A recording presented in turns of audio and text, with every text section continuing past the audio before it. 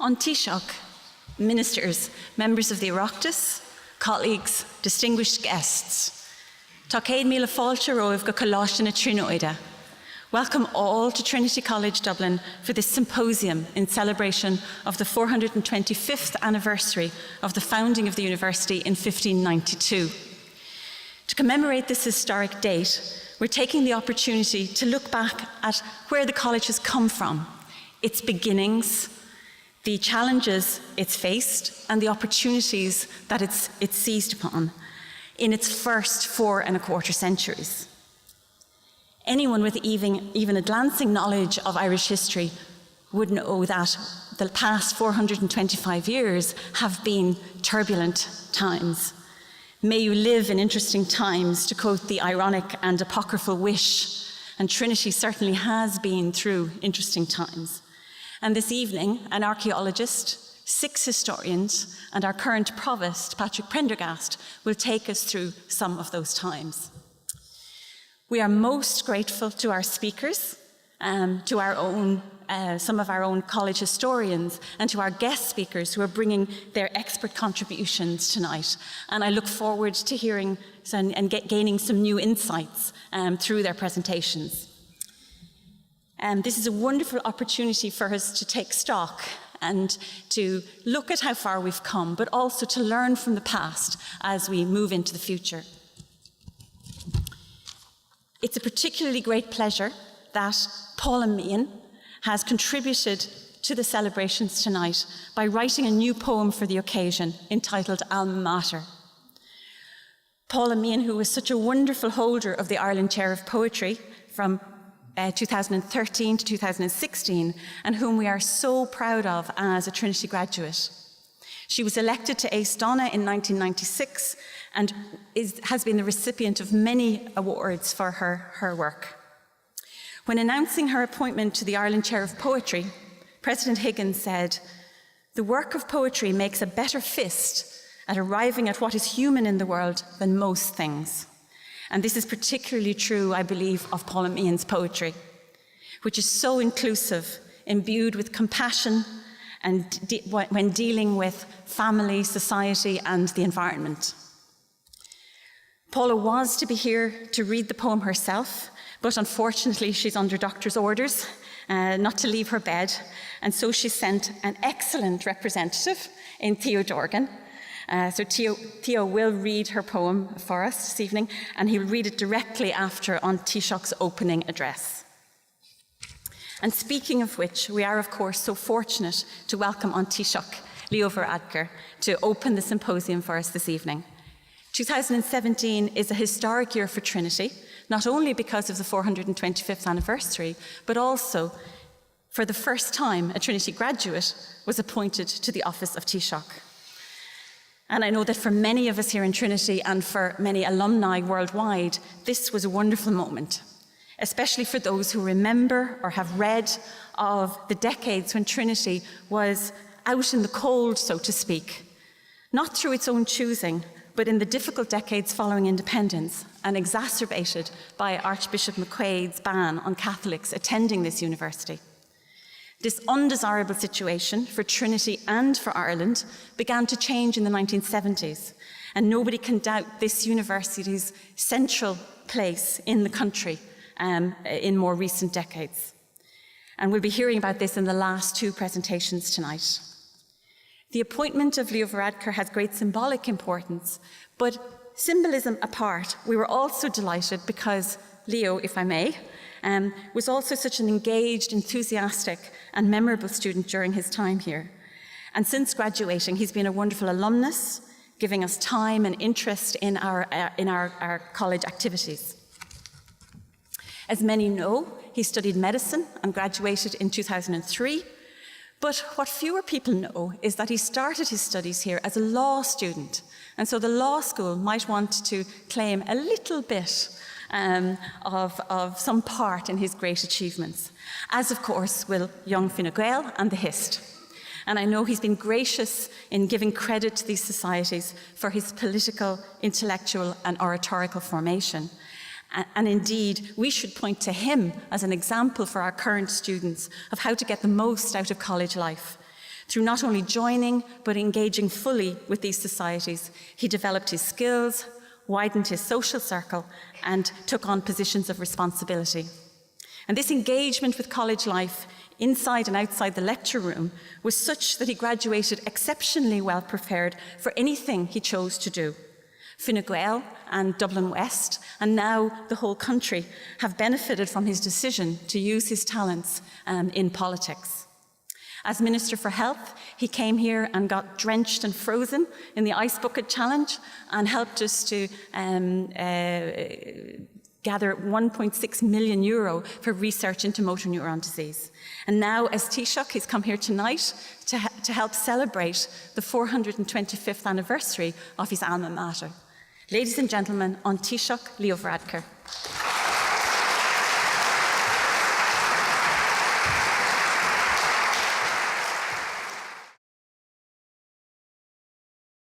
Thank you very much for the very kind introduction.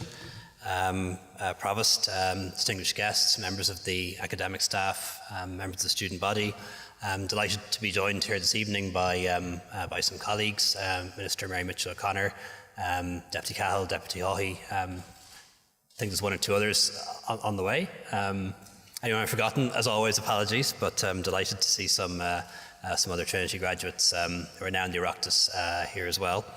And I want to say it is a real privilege to be here to open the symposium marking 425 years since Trinity's foundation. I'd also like to particularly thank the Provost for his invitation to be here and to share with you this wonderful occasion. A good university is one that changes the lives of its students. A great university is one that changes the world around it.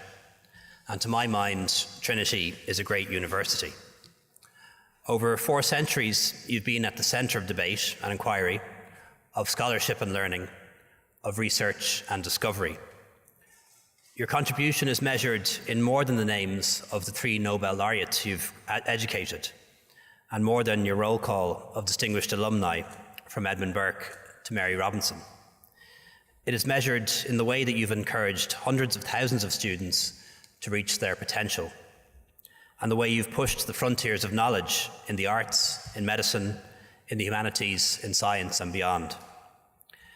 20 years ago, last week, I started my time in Trinity as a shy student, uncertain about myself and the world around me.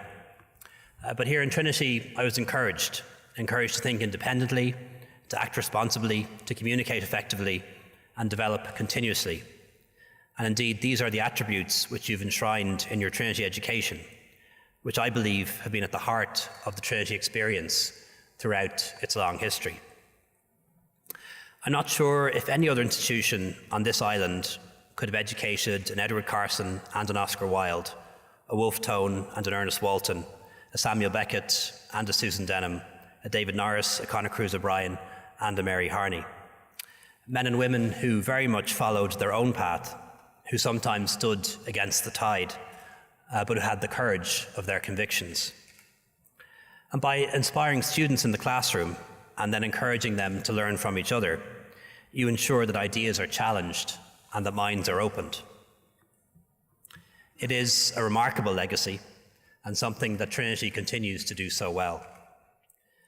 Perhaps this is why Trinity currently produces more entrepreneurs than any other university in Europe at present. And as a leading university in Ireland, in receiving Horizon 2020 funding, Trinity is also at the forefront of new research and new thinking about existing problems. Your government-funded research centres give an indication of the scale of the college's ambition. I had the pleasure to attend with the Taoiseach and Minister Halligan at the recent launch of 4 new national centres in Dublin Castle, and I got to see some of that work up close and was really impressed by the limitless potential of what can be developed. The virtuous triangle that exists between government, industry and higher education shows just what can be achieved when there's a shared vision about reaching our ambitions. Of course, imagination and innovation are not confined to the sciences. In the arts, humanities and social sciences, you've been pushing the frontiers of knowledge for generations, and this includes many of the areas in which you are strongest globally. Matthew's Republic of Letters only exists in the 21st century if it is as strong in the subjects that change how we think and feel about the world around us, and also how we understand it. Of course, there are challenges facing every Irish university, and there always will be. We recognise particularly that Brexit has the potential to impact adversely and potentially favourably on every sector of education. Yesterday, I had the pleasure to meet once again with Prime Minister May, and among the issues that we discussed was how Brexit might affect the strong research and teaching links that exist between our two countries, and particularly universities across the European Union. The position which we have and continue to hold is that we intend to see the common travel area maintained, protecting the free movement of people and the mutually beneficial flow of students and staff and researchers between Britain and Ireland. And I think often we talk about the common travel area as though it was just that, a common travel area. Of course, it's something much greater than that. And if you go back in history to the treaty negotiations, they had a different term for it. Griffith described it as the reciprocity of civic rights, and Lloyd George described it as a common citizenship. And effectively it is that. It's Irish people in Britain and British people in Ireland being able to live and work and study, access healthcare, housing, education, pensions and welfare, even vote in each other's elections as though we were citizens of both. And certainly both I and the government I lead, the Prime Minister and the government she leads, and our European partners are all united in the view that that reciprocity of civic rights, that common citizenship between Britain and Ireland should remain even after the United Kingdom leaves the European Union. We also want to see continued UK-Ireland research collaborations. And later this week, I'll meet with 20 other EU Prime Ministers in Tallinn at the Digital Summit to discuss similar themes. And I think no matter how things, or how difficult things have been on this island, Trinity has always had a special role in acting as a bridge between North and South. And now more than ever, we need bridges and not borders. And Trinity, therefore, has a particular role to play. As a government, we'll support higher education in its efforts to ensure that students continue to travel between North and South to study, because the best way of uniting hearts on this island is by encouraging the best and brightest young minds to learn about and learn from each other. All of these issues are very much part of our approach to the Brexit discussions and the challenge we face, and I can assure you of our commitment to ensuring that this university and higher education in general does not lose out. I know the issue of third level funding is one of our greatest challenges after years of budget freezes. The government is committed to putting in place a sustainable multi-annual funding base to cater for the continuing demographic expansion of the higher education sector, while at the same time protecting and improving quality. The recommendations of the expert group on future funding are currently being considered by a cross-party committee seeking to build a consensus on a future funding model for higher education. While this is going on, we've provided increased funding for higher education this year for the first time in 9 years, and we've also made further provision for 2018 and 2019. And it would be remiss of me at this point not to recognise the main opposition party and the role that they've played in prioritising funding for higher education as well. And indeed it forms part of the confidence supply agreement that we negotiated here in Trinity. One of the recommendations of the expert group is for an increased contribution to the cost of higher education through the National Training Fund, which is paid into by employers, in the recognition of the enormous benefits that employers derive from highly educated graduates produced in our higher level institutions. It's estimated that this could potentially deliver up to an additional 200 million per annum by 2020 for universities and other institutes of higher education. However, doing so will necessitate much greater involvement by industry in monitoring how money is spent, and also increased investment in upskilling people who are already in work but may wish to have the opportunity to apply for new and better jobs. And while certainly from my own point of view, I think it is appropriate that students, as they do now, should make a contribution to the cost of the course that they study, from which they will derive so much benefit, I certainly could not stand over an outcome that left Irish students graduating with the kind of debts that American or English students do. I think it's difficult enough for young people these days to buy their first homes and pay the rent without being saddled with enormous debts in their 20s and 30s in the way that is the case in England and the United States. As I've often said, my main regret from my days in Trinity is that I didn't take up the opportunity of doing an Erasmus year in France when it was on offer. And I firmly believe the chance to experience new educational opportunities is one of the greatest aspects of the college experience. Indeed, Erasmus, we're told, has already produced 1.2 million babies across Europe. And I think the result in some ways of the referendum in Britain and the fact that so many young people voted to remain is a reflection of that. They at least understand the advantages of those four freedoms, the ability to study, travel and work in any part of the Union. So in many ways, international education is one of the great success stories, both of this country and Europe in general. It reinforces my belief that education is the single best route to a better life for people. So you're to be commended for developing the flagship Trinity Access programme, which has transformed the lives of so many students for the better. The government strongly shares this view of education, and that's why we're giving new bursaries to increase access to higher education for people with disabilities, lone parents, and people from backgrounds that do not traditionally go to third level education, as was announced by Minister Mitchell O'Connor over the summer. And it's also why, in the last budget, in my role as Minister for Social Protection, we increased the Back to Education allowance and reinstated the cost of education allowance for student parents. And I hope that just represents a direction of travel, just to start, not the end point. It is encouraging to see in the last number of years participation by students with disabilities, student parents and students from non-traditional backgrounds increasing as it has. The government's philosophy is to ensure that the student body entering, participating and completing higher education at all levels reflects the diversity and social mix of Ireland's population today. This is an area, as you know, that my close colleague, Minister Zappone, has been a leader in for many years, ensuring that young people get a second chance and are shown a way forward. We accept that we can do more, and we certainly intend to do more. I know there are very many talented people in my own constituency of Dublin West and many other parts of the country who would thrive if they were given an opportunity to go to third level. So access to higher education should be available to all individuals, independent of socioeconomic background, gender or geography, disability, or any other personal circumstance. It should depend on your ability, your initiative, your work ethic, your innate potential, not on your parents or your postcode. I know Ministers Bruton and Mitchell O'Connor are actively engaged in this area, and we're determined, as we work to build a Republic of Opportunity in Ireland, to ensure that every person can reach their potential and that every child has the opportunity to grow up to be the best person they can be. And I think what better place to start than by guaranteeing equality of opportunity in education.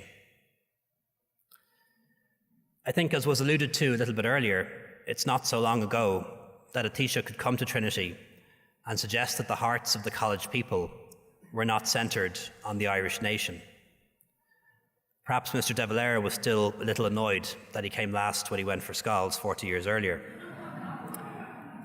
With marks, I believe, of 20 out of 125 in pure maths and an impressive applied maths score of 0. So while I may not be the first Taoiseach to have attended Trinity, I am the first to have graduated. Of course, subsequent to that, many Fianna Fáilers did much better. Not least that great Trinity scholar and Trinity Taoiseach and former constituency colleague of mine, the late Brian Lenihan, who remained very, very fond of this place and a great supporter to his very last days. So while it may have taken us 100 years to have a Trinity alumnus as Taoiseach, I do have a strong feeling that there are many more about to come along the way. Although Pascal will have to see off both Mary Lou and Dara to see who the second Trinity Taoiseach will be. To finish up, I feel that I've gained so much from Trinity, from my time debating in the Hist, managing budgets in the CSE, my time learning politics in Young Fine Gael, and making friends in the PAV, the opportunities and experiences that I've had both inside and outside the lecture theatre and the laboratory make me always connected to this place. And for that reason, it gives me enormous personal pleasure to declare this symposium officially open. Thank you very much.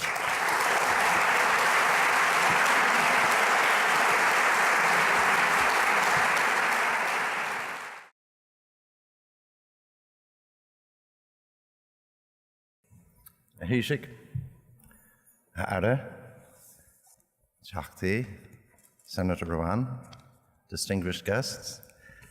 I'm taking a moment to let those of you who have arrived in late to grasp that I am not Paula Meehan, nor was meant to be.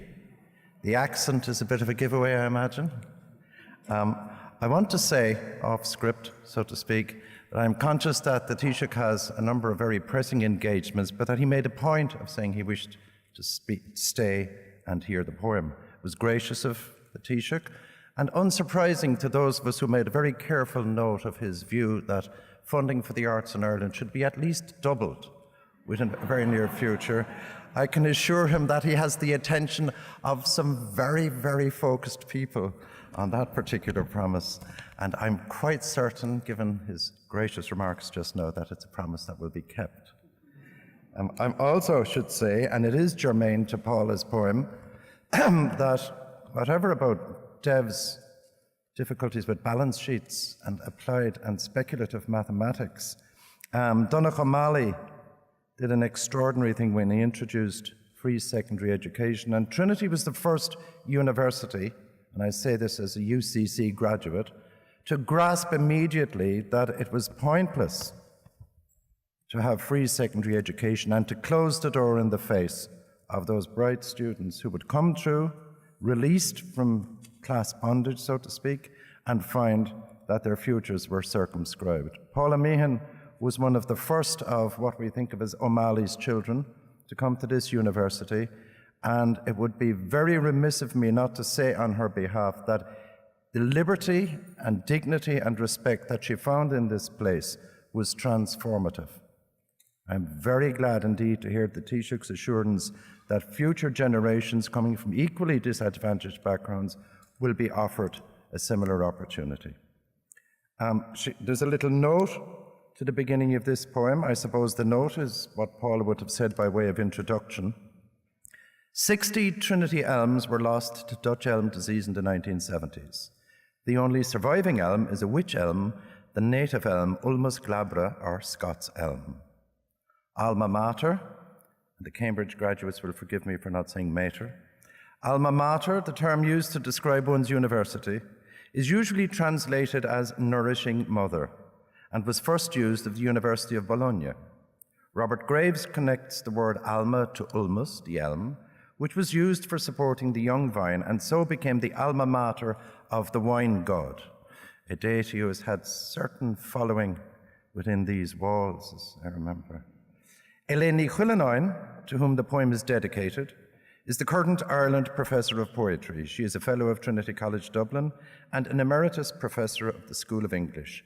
She taught Paula Meehan the history of the English language when Paula was an undergraduate here in the 1970s.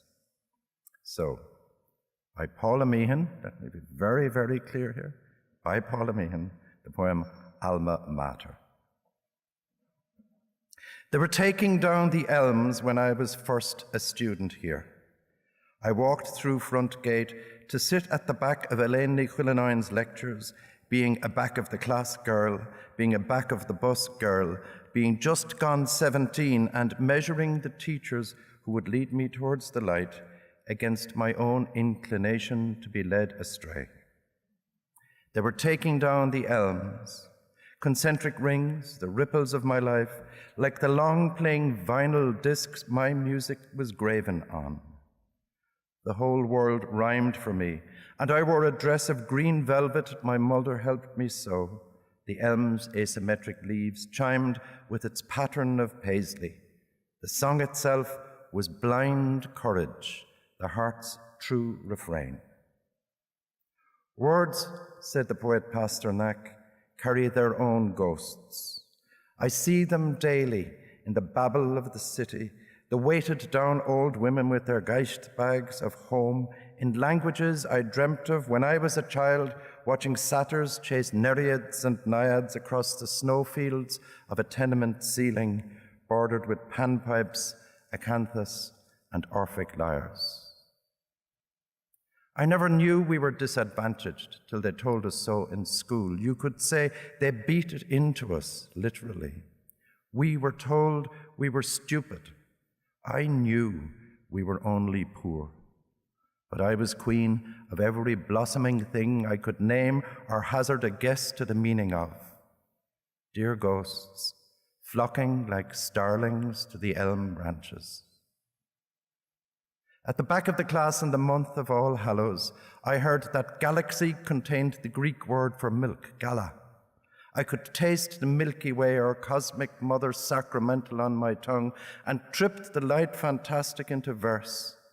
The milk of human kindness, the milk of kinship, the nourishing milk, which brings me back to alma mater, nursing mother, fostering mother, close kin to Ceres, close kin to Our Lady, the medievalist's Queen of Heaven, golden chain of memory, link by shining link that binds me to this place that lets me feel at home, a nursling at the pap of human and non-human knowledge, my nurturing metric, my compassionate mother lode. The elms are down, and down their greeny shade, their rugged bark where long-gone students carved their names within a heart. And gone are all the moons and clouds and stars once snagged in their rigging when I was finding my feet and standing on them, my own 2 feet, clad in Doc Martens, clad in sandals, ready to walk the songlines of learning, ready to make an abiding song of home.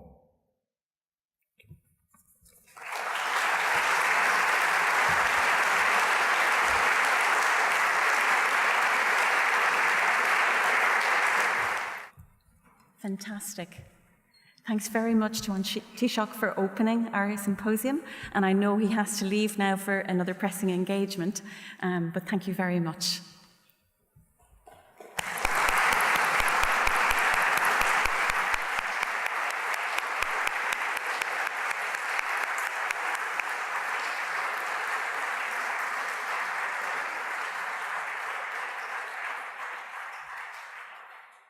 And thanks also, please, Theo, convey our sincere thanks to Paula Meehan for that beautiful poem. And thank you so much for being the representative and reading it so beautifully.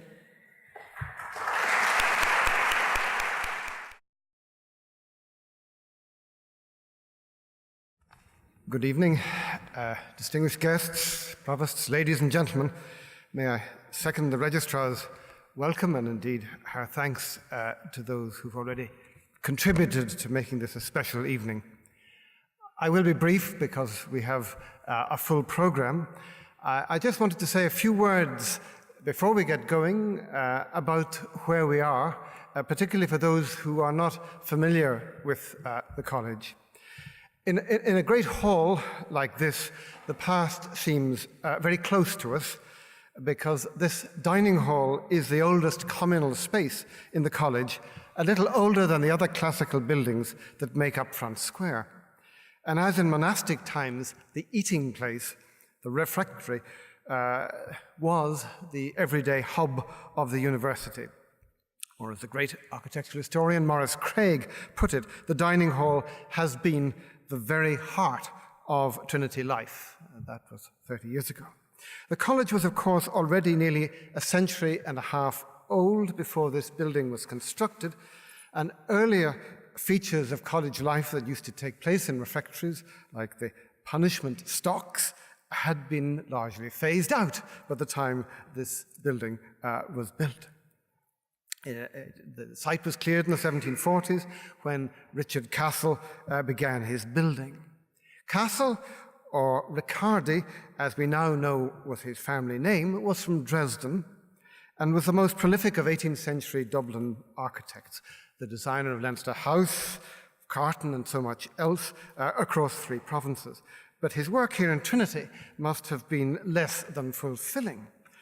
True, his printing house, 200 metres to the east, is a superbly designed small temple, but his bell tower, close to the site of the 19th century campanile, was deemed unsafe from the beginning and was demolished in the 1790s. And his dining hall partially collapsed a dozen or so years after it was completed.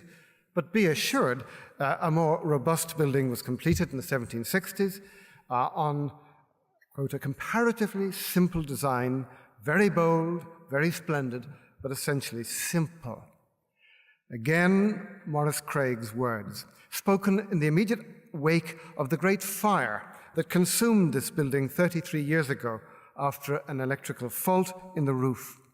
Now, the plasterwork and the upstairs salon were destroyed, but the paneling here survived, and even more miraculous, all the great paintings that surround us are of college alumni and others. Too large to be carried out on the night of the fire, and they survived, albeit requiring extensive and expert restoration. Now, in its long history, this hall has perhaps seen 250,000 students pass through over the centuries. It has seen magnificent banquets in the distant past when the college had the funds and inclination to impress royalty and the glitterati of the arts and sciences. But the hall also saw the terrifying Inquisition carried out on the eve of the 1798 rebellion, when the Irish Lord Chancellor Jack Fitzgibbon interrogated and bullied several dozen Trinity students suspected of United Irish sympathies, watched over by the whole student body. And to leap forward, in June 1919, the hall saw the tumultuous arrival of Alcock and Brown fame, fresh from their pioneering transatlantic flights in 1919, to be dragged up the steps by celebrating students and into Commons. And of course, it has echoed to the late evening speeches of world-renowned honorands after the commencement ceremonies across the way. Now, unlike some famous ancient university foundations, Trinity currently has no museum to introduce its heritage and diverse history either to its students or to its many visitors. Someday, hopefully, that may change if the resources can be found for such a project. So what we're doing tonight is creating a sort of virtual museum, or at least inviting you to travel across the college's history from monastic times and to imagine how this journey might be translated into a college museum of the future. It will be an interrogation as well as a celebration, a time to ponder on how we have ended up in such a beautiful space.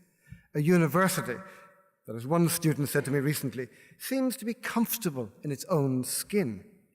Now, perhaps that was too reassuring, for I suspect she was posing a challenge. So let's get started, interrogate that past, and peel back some of that history. And I will ask, first of all, we begin with Lindsay Simpson, graduate and consultant archaeologist, whose work around the city is helping us to rewrite much of Dublin's medieval story. Over to you, Lindsay. Thank you very much.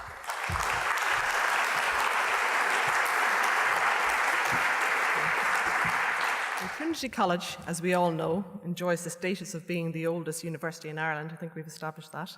And today, in honour of this, we celebrate the 425th anniversary of the foundation in 1592, captured so beautifully in the Hatfield painting. But the site of Trinity College has a much earlier birthday than this, and today I want to talk about what was here before the college was founded, based on the documentary sources and on 2 archaeological watching briefs that I carried out, one in Library Square for a new water pipe, and the second in Front Square, where the new paths were laid through the cobbles. I'm sure you've all seen them. Now, both these projects, although not actual excavations, not archaeological excavations, they still nevertheless produce significant information about the prehistory of Trinity College. In the Hatfield depiction, we see a plan of the college rather than the finished product in a view from the west. the quadrangle stone-faced in the exterior, but with a very attractive red brick facing internally, looking into the paved courtyard. Parliament Square forms the western frontage, facing onto the medieval city, and defined by a brick wall with a fine front gate in roughly the same location as the front gate is today. And I just want to point out the steeple in the northern range, which appears to be set apart from this block in a relatively unusual position, and this forms a clue to the unravelling of what was here before the college was founded. The quadrangle, college quadrangle, perhaps surprisingly to some in college, survived relatively intact right up until the mid-18th century. Therefore, its position is well known, as represented here on a map dated to 1756 by Rock. This is unscaled, but it nevertheless highlights the position of the quadrangle. And here we see the quadrangle marked with the hall and chapel in the northern range, flanked by Library Square on the eastern side, which was laid out in about 1700. And the western end, as you can see, is annotated Old Square and has not been transformed into the Parliament Square we know today. So where was the old college in the modern topography?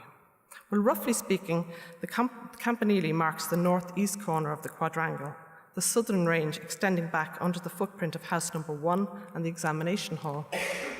So thus, the monumental vista and sense of space one gets on coming through Frontgate, that iconic experience that we have all had, is in sharp contrast to the narrow and congested quadrangle that would have greeted the visitor in the 18th century. Until, of course, the Great Plan was put into action from the mid-18th century onwards, and it was all gradually demolished. And I wonder, was there much opposition to the demolition of this very early historic college at the time? So having established where the old college was, what do we know of what went before? Well, we know the site of the college was certainly not on virgin soil and had had a long history of occupation and usage. In Viking times, it formed part of Haugland Green, which was a large Viking cemetery and public green that formed the eastern suburb of the fortified Viking port of Dublin or Dublin in and around Christchurch, and you can see the walled town there on the map. Secondly, and perhaps more importantly, the site was right beside a landing stage or small harbour on the River Liffey that was known as the Stane or Longstone, which was in use well into the late medieval period. And this was a very important feature, as there was deep water here all the time, unlike further upstream at the quays, which was tidal, of course, because the Liffey is tidal. With the medieval road along the shoreline heading south towards Riggins, the site of the college was in fact a very busy spot, unlike the Hatfield depiction, which almost places it in a very rural location. And in fact, it was such good real estate that it was chosen as the site of a very important monastery, known as the Priory of All Hallows, sometimes known as All Saints. Now, this monastery was founded in 1166 by none other than Dermot MacMurrough, King of Leinster, infamous, of course, for having invited the Anglo-Normans or English into Ireland to help recapture his kingdom of Leinster, and so precipitating the invasion of Ireland in 1169. So quite a reputation for the founder of the monastery.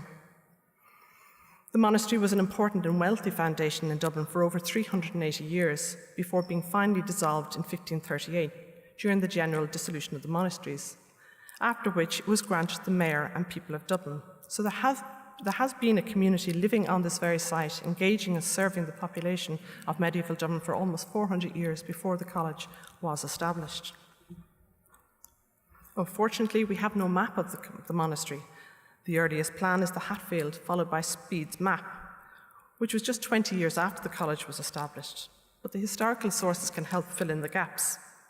The property at the time of the dissolution, along with the precinct, consisted of 12 acres of meadow, 9 acres of pasture, I'm sure the building office would love this, and 7 orchards, equating to approximately 70 modern acres, so beyond the present island site of 47 modern acres, so it was bigger. However, there are also specific references to the actual monastic precinct and buildings, and these refer to the graveyard, the cloister, the church and vestry, a steeple, a stone building with a vault, a great hall, a tower over the gate adjoining Haugland Green, along with orchards and a field called Ash Park, where the monks had their haggard or farmyard and cistern. Incidentally, there's also a reference in 1539, well before the college was built, to the stone walls of the Porter's Lodge at Hoggan Green, roughly where the modern Porter's Lodge is today. And although all the old colleges have these, I like to think it represents a tangible link with a former monastery, that the place name is still in common usage. So where exactly was the monastic quadrangle? Well, it's highly likely that quite a lot of the monastery survived the dissolution, and that the location of the tower on Speed, which I pointed out earlier, represents the steeple of the monastic church, which would normally be in this position within the northern range. And this is also on the Hatfield depiction. So straight away then, when we look at the college layout and a typical monastic layout, we can see the similarities. If this is the case, this of course would anchor the position of the monastic quadrangle with its formalistic layout in the modern topography.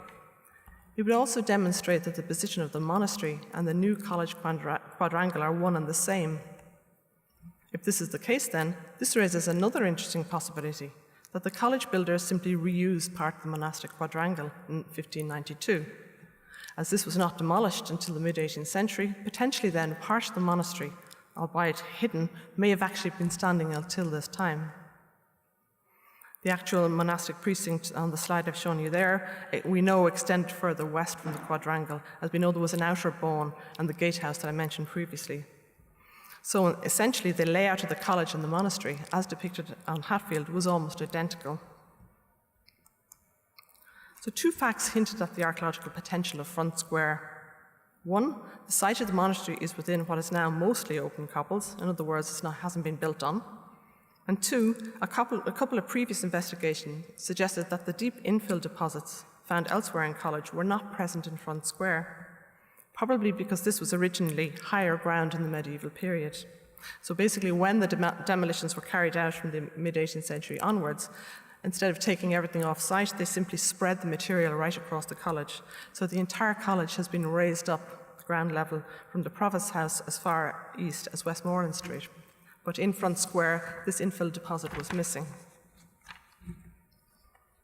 The first confirmation of the location of the monastery came in 1998 in the investigation in Library Square. So this work exposed the walls of the original west range of the square, but also unexpectedly human remains at the northern end, 1 metre below the surface. The investigation found partially articulated skeletons, 5 in all. Critically, they were orientated east-west and therefore clearly Christian burials. The density in the small area, it was just a trench, suggestive of a graveyard rather than a casual burial. A second discovery in the southeast corner suggested there were originally burials in this location also. Thus, it was likely the original graveyard attached to the monastery was in Library Square. This graveyard is listed in the grant to the monastery to the mayor and was therefore an extant topographical feature, perhaps even reflected in the Library Square layout. In other words, the boundaries of the square may actually owe their origins to the layout of the early cemetery, which is an exciting thought. In addition to this, the foundations of a wall located at the northern end of the square is likely to have been medieval in date, and this was possibly a northern boundary wall. Monitoring this trench, this small trench then pinpointed the location of the cemetery and established the potential for medieval layers to survive in this location. The monastic precinct was clearly somewhere very close. The second significant programme of works was, as I mentioned earlier, the laying of the paths. And this, of course, was of extreme interest as they extended through Front Square, including the potential site of the monastery. The surprise here again was, unlike elsewhere in College, the structural remains lay very close to the surface in the area of the quadrangle, lying just 300 millimetres below the cobbles, that's 30 centimetres. These important trenches then revealed a myriad of features, including buildings, drains, walls, cobbles, surfaces, as well as significant deposits of brick and clay. Included in these were medieval walls, which are usually identifiable in Dublin by their width. They're usually over 1 metre wide, their use of well-cut limestone block, which is quarried locally, and their distinctive yellow lime mortar. And of course, there's no brick, so this is how we recognise these walls. The first significant find was the location of the east range of the old college, instantly recognisable by the use of the distinctive bright orange brick that we saw in the Hatfield depiction, and this is a very early use of brick in Dublin documented. And this discovery, of course, provided an anchor point for the eastern range.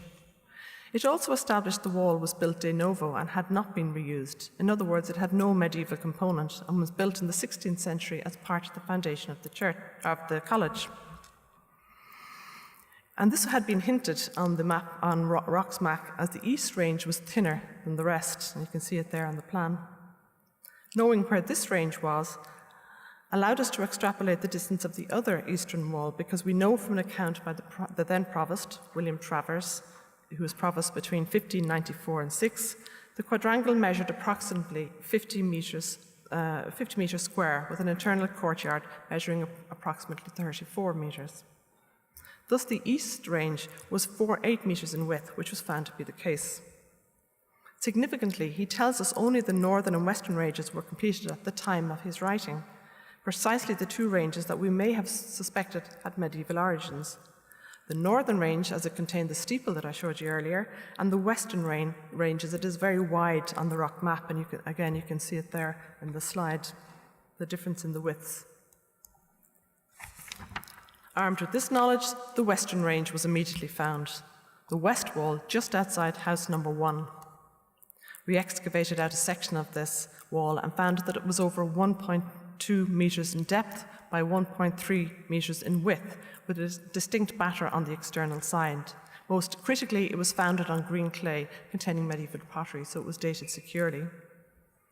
And it matched the criteria for a typical medieval wall, being composed of cut limestone and bonded with yellow lime mortar. And it was a very exciting find because it was just so evidently part of the monastic precinct.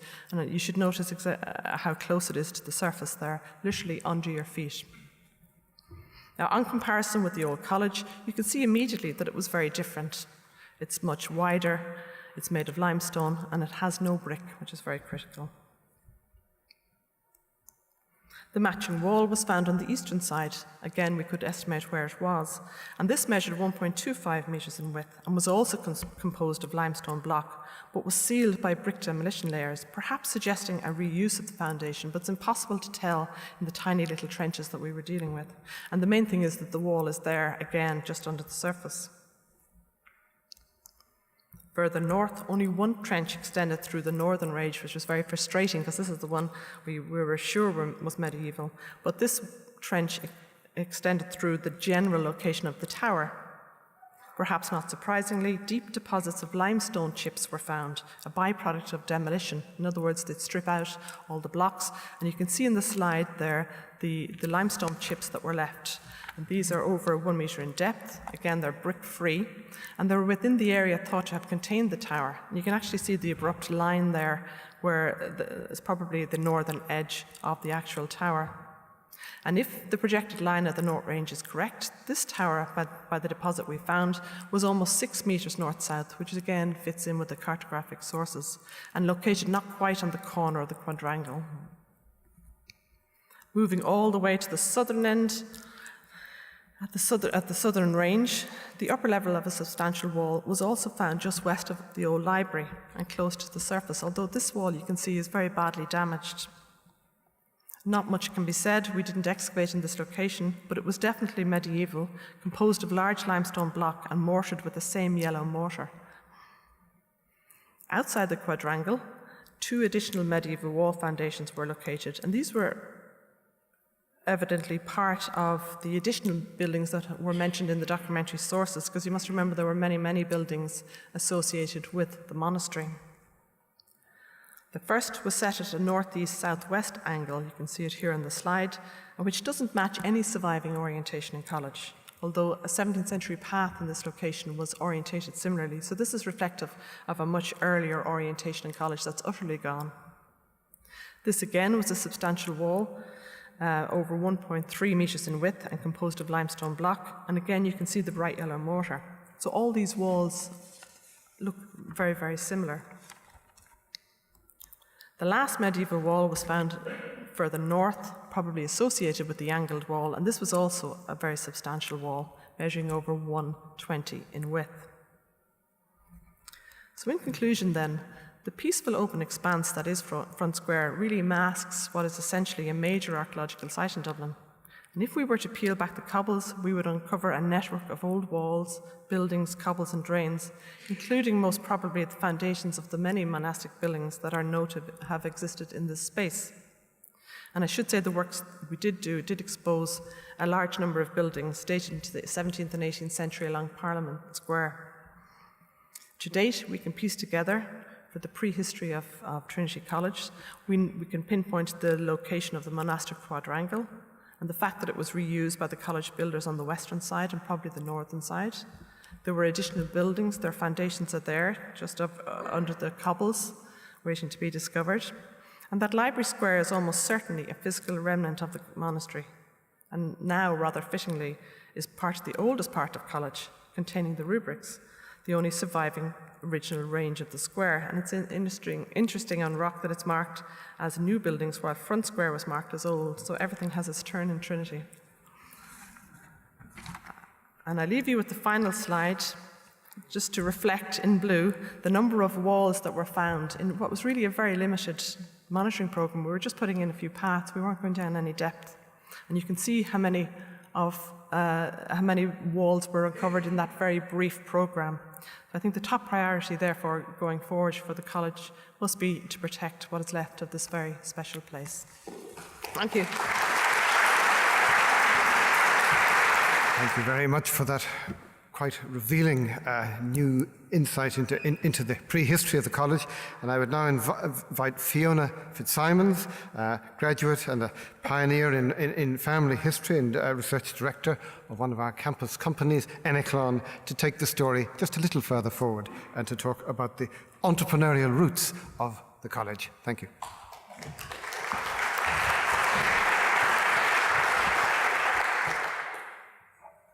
Thank you, David, Provost, colleagues.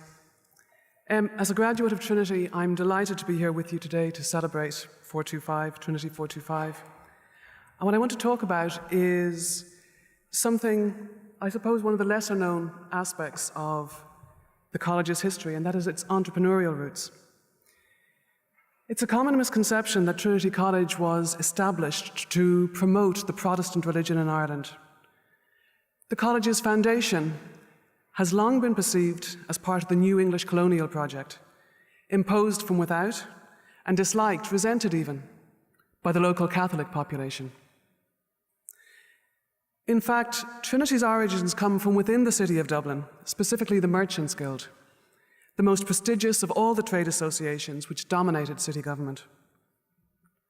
In the second half of the 1500s, the interests of the Queen and State and Dublin City converged. Dublin merchants seized on an opportunity that arose from a change in government policy. The mid-Tudor state looked to extend its influence in the towns and shires of Ireland, England and Wales, and it was willing to give greater powers to individual town corporations.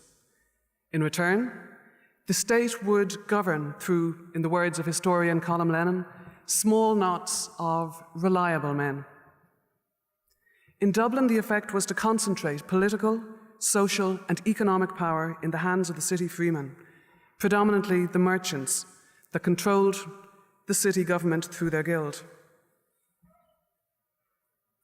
So who were the Merchants' Guild, and what was their relationship to the city? Well, Dublin Corporation was founded by charter, which gave them an extensive range of self-government, explicitly in the hands of the guilds, the trade associations, which were organised by the type of business practiced.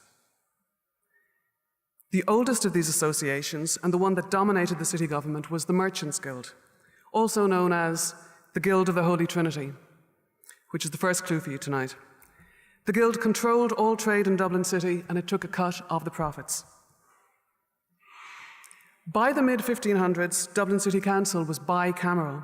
It had a common council that met quarterly, and it had a small upper chamber of 24 that met weekly with the mayor.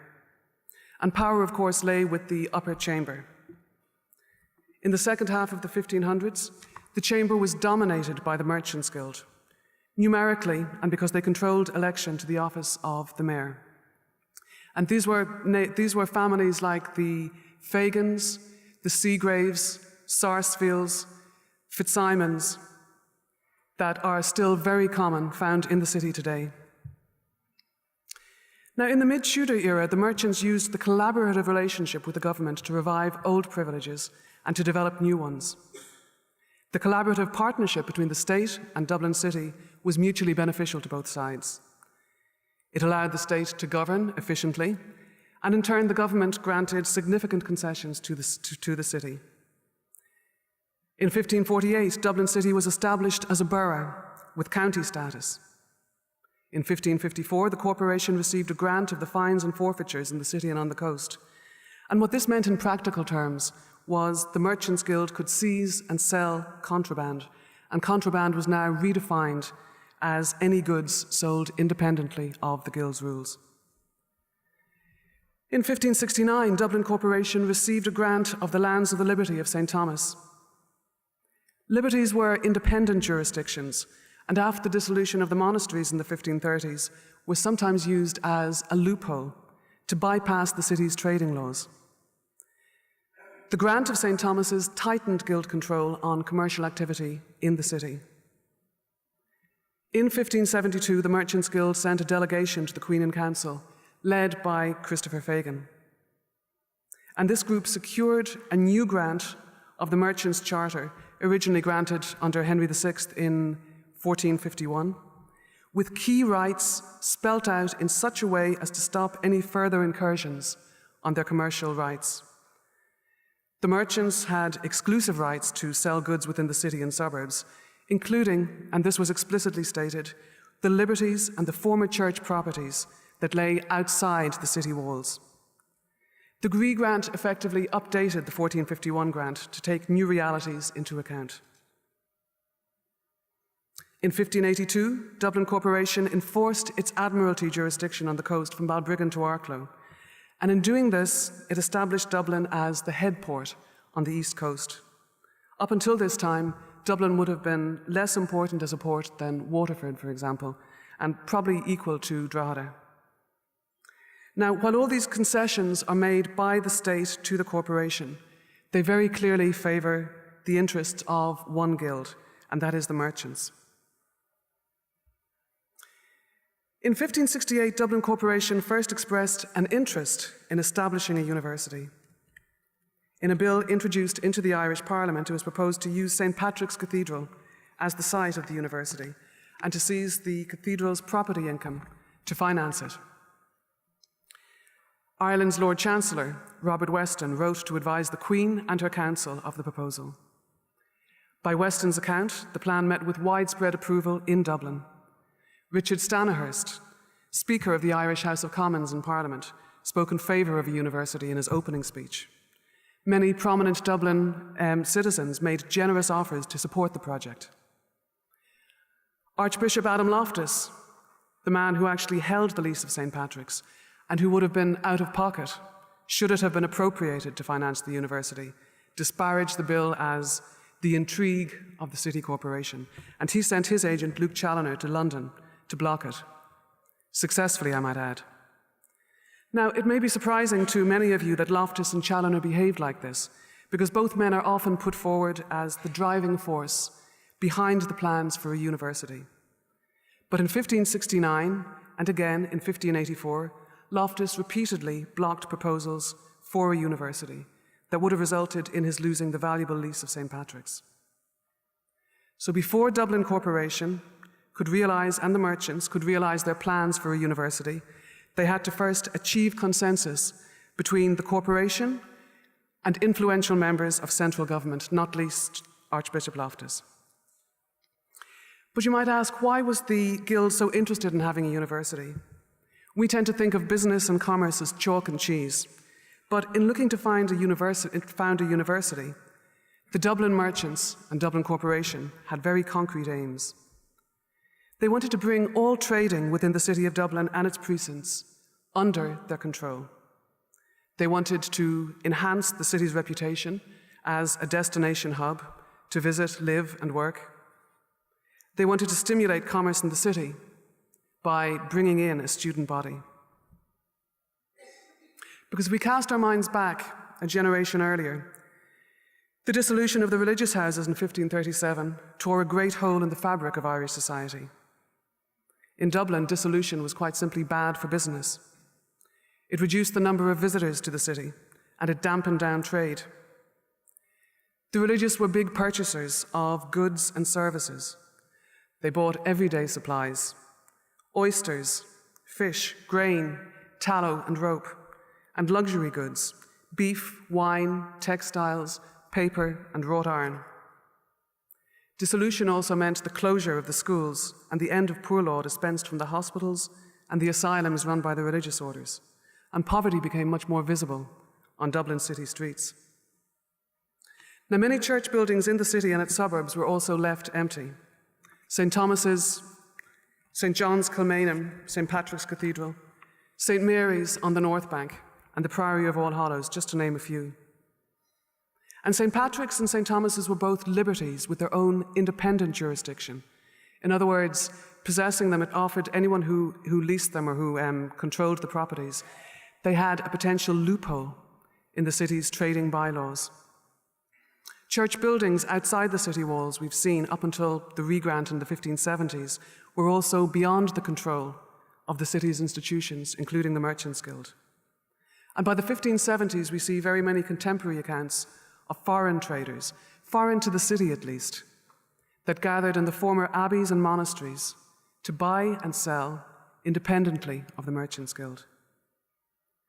Dublin's merchant community recognized that former institutional church buildings could be repurposed as markets near the city, and they understood that converting even one of those to a university would reduce the financial threat that they represented, to say nothing of the potential windfall that a large body of students on the city's doorstep could represent.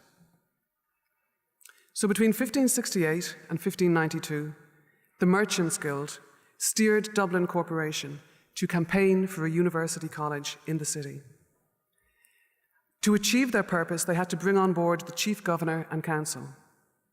From the 1560s, successive governors had championed the university idea, but the state, as ever, had other priorities. In fact, left to the chief governor and council, we'd probably still be waiting for a university. The corporation also changed the emphasis from St. Patrick's to another college property beyond the gates, All Hallows Priory, to endow the university college. And by removing any threat to Archbishop Loftus, father of 20, to his income, they brought him onside in their campaign. Now, the first indication that consensus had been achieved was in a 1590 sermon given by Archbishop Loftus to the corporation. And in a clear case of poacher turned gamekeeper, Loftus urged the corporation to consider how city trade had suffered because of the dissolution of the monasteries. He drew a comparison between Dublin, Oxford, and Cambridge. These other towns flourished precisely because they had colleges. Loftus argued that a college would achieve the same purpose in Dublin and would bring strangers and their money into the city. The college would enrich Dublin and civilise Ireland, and the Archbishop urged the aldermen to consider the plan. Duly noted, on 22nd of January 1591, the Corporation of Dublin received a petition from certain well-disposed persons, giving many good and effectual persuasions to establish a university. The corporation sent its own petition to the chief governor to found a university college, and it offered All Hallows near Dublin as a site. The Dublin government forwarded the corporation's petition to London with an advocate to argue its merits before the Queen and Council. The advocate, Archdeacon Henry Usher, who reported directly to the Archbishop, is yet another clear sign, a clear public sign of Loftus's support of the programme. A flurry of letters were exchanged between Dublin and London in support of the project, and on this occasion they appear to have hit their mark. On 21st of December 1591, Elizabeth I issued letters patent for a university college in Dublin, citing the corporation's petition as the major factor for the grant. In March 1592, a royal charter issued to establish the College of the Holy and Undivided Trinity of Queen Elizabeth near Dublin. And earlier this afternoon, I double-checked it in the college website to make sure I got it right. Now, once the college was a done deal, many people claimed a significant role in its foundation, not least Loftus, Challoner, and Usher. We can almost certainly dismiss Loftus. The documents show that in the previous 30 years, generation, he had blocked the project for a university.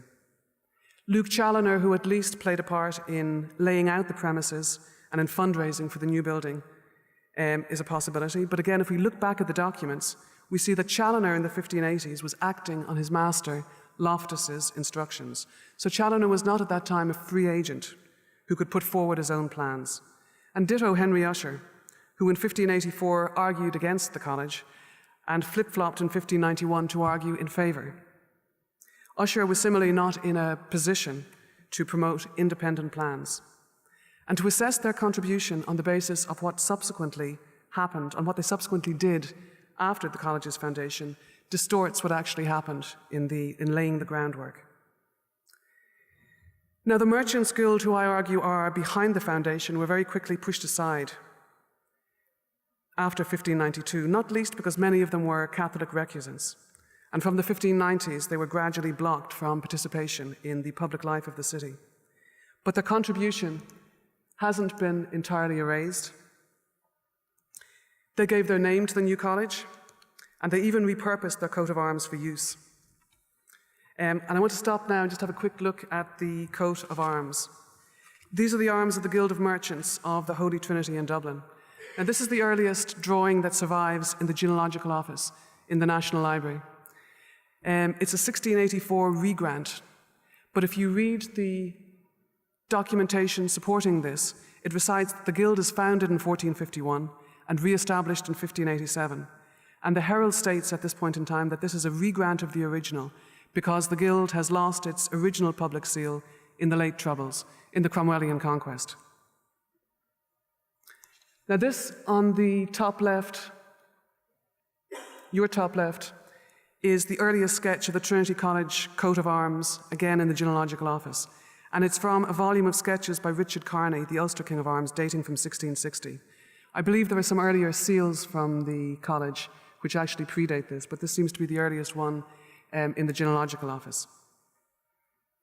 This is the earliest Trinity coat of arms actually drawn up and emblazoned in the Genealogical Office, and it's quite late. It dates from 1901. And this is a quick comparison of the coat of arms. You'll see the elements are essentially the same, but the waves have been replaced by a book in Trinity's arms. So the Merchants Guild gave their name to the new college and repurposed their coat of arms for use. It was an audacious move, effectively branding the new university college, and would have been understood precisely in those terms by contemporary Dublin citizens. Just as we, waking up tomorrow morning to learn about a new Microsoft or a Facebook or a Bill and Melissa Gates university, would have a fairly good idea of who was behind it. In conclusion, Trinity College's origins, I argue, are indisputably Irish. But contrary to popular perception, the university was actually founded by entrepreneurs from Dublin and the East Coast, with the express purpose of stimulating trade and commerce. Thank you very much.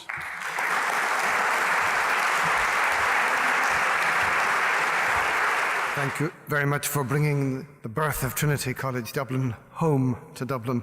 And I'd now like to call on our third speaker, Elizabeth Ann Boran, librarian of the Edward Worth Library, a graduate, of course, of this institution, and the recent editor of the James Usher Correspondence, a wonderful project that took years to bring to fruition, but is an absolutely central aid for us in the study of one of the great figures of the early university. And I invite Elizabeth Ann now to talk about the 17th century college, libraries, learning, and the function of the early modern university.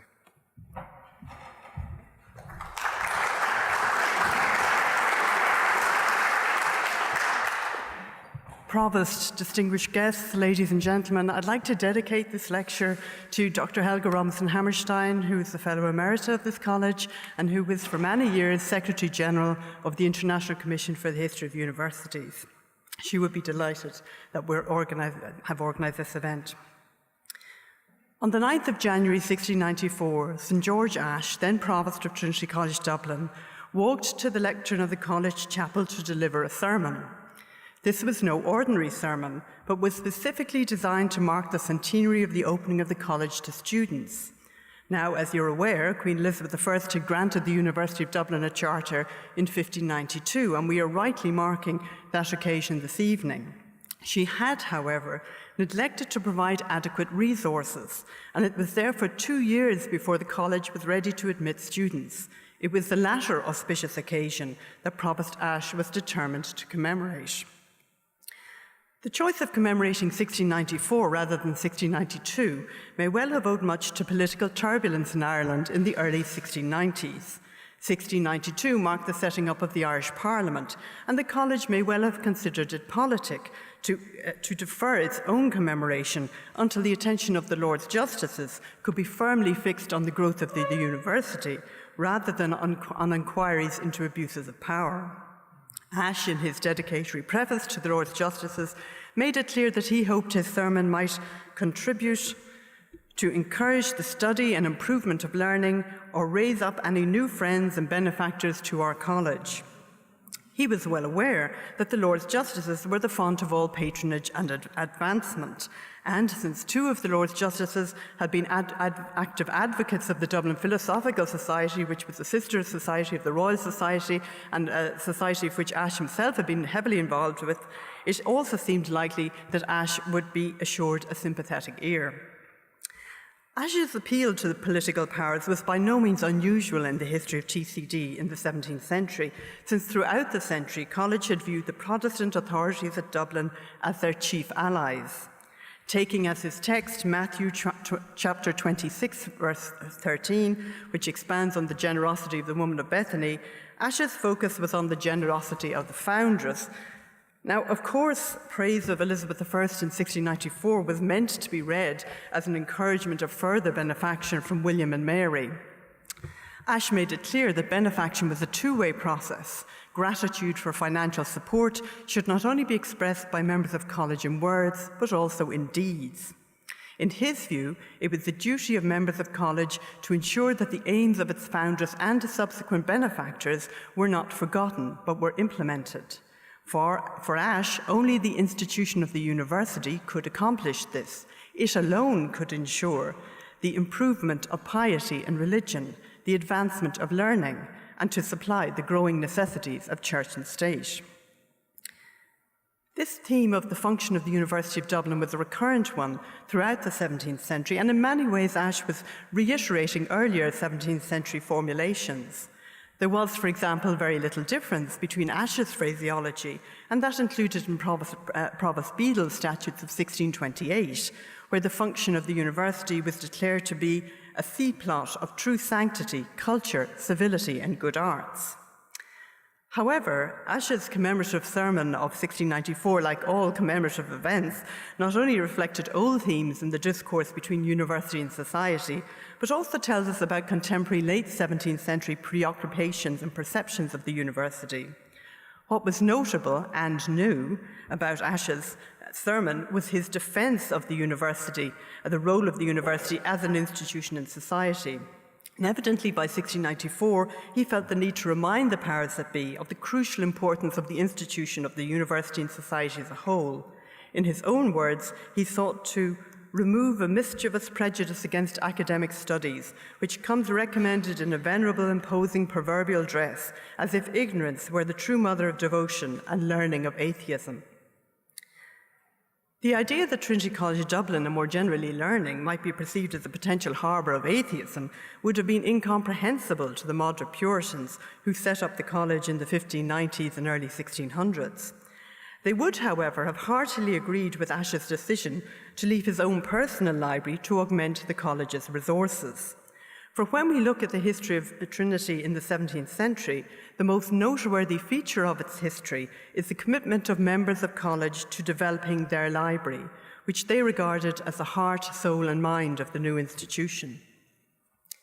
One of the first students, James Ussher, 1581 to 1656, who would later become Archbishop of Armagh and one of the foremost scholars of the age, wrote to the English historian William Camden in 1606 that the college had, and I quote, "a distinguished library recently established."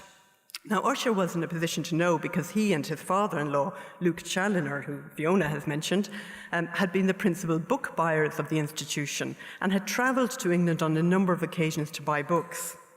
The collection they developed, which to all intents and purposes was almost complete by the mid-1610s, demonstrates beyond all doubt the ambitious view they held of it.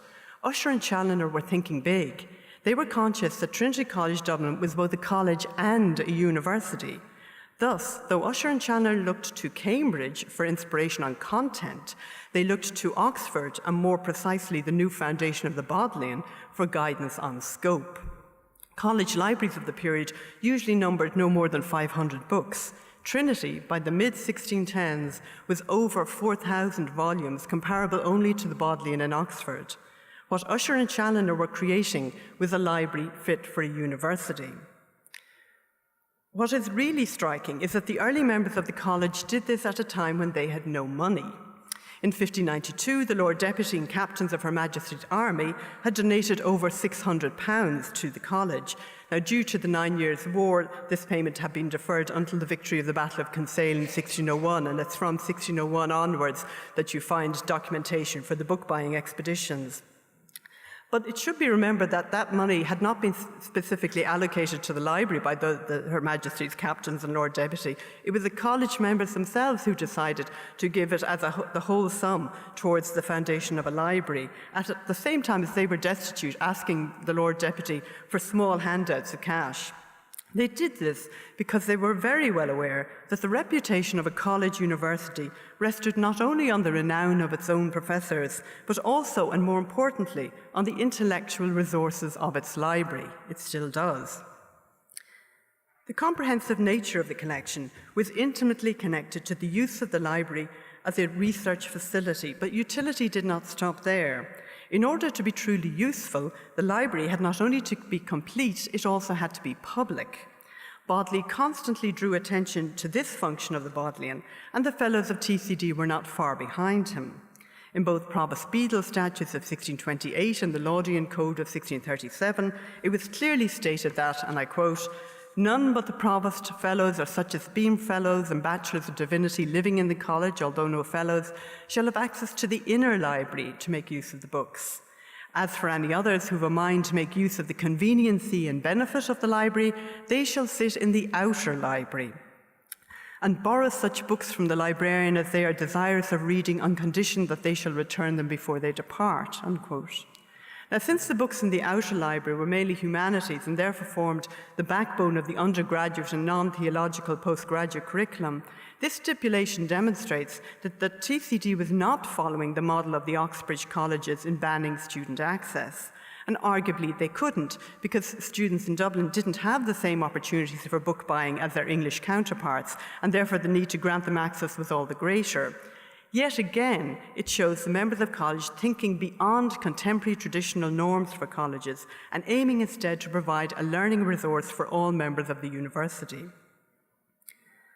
The emphasis on utility was deliberate. What is particularly striking is the common use, both in Oxford and Dublin, of the catchphrase, "the advancement of learning," which is constantly applied to both the Bodleian and TCD. Sir Francis Bacon, whose 1605 book of the same title, who had popularised the concept, congratulated Thomas Bodley on his ark to save learning from the deluge. But both men and the members of TCD were well aware that the function of a library was not only to preserve knowledge, but also to advance it by being as up-to-date as possible. The holdings developed by Usher and Challoner demonstrate beyond all doubt that the members of Trinity College Dublin in the early 17th century aimed to provide what we today would call cutting-edge scholarship.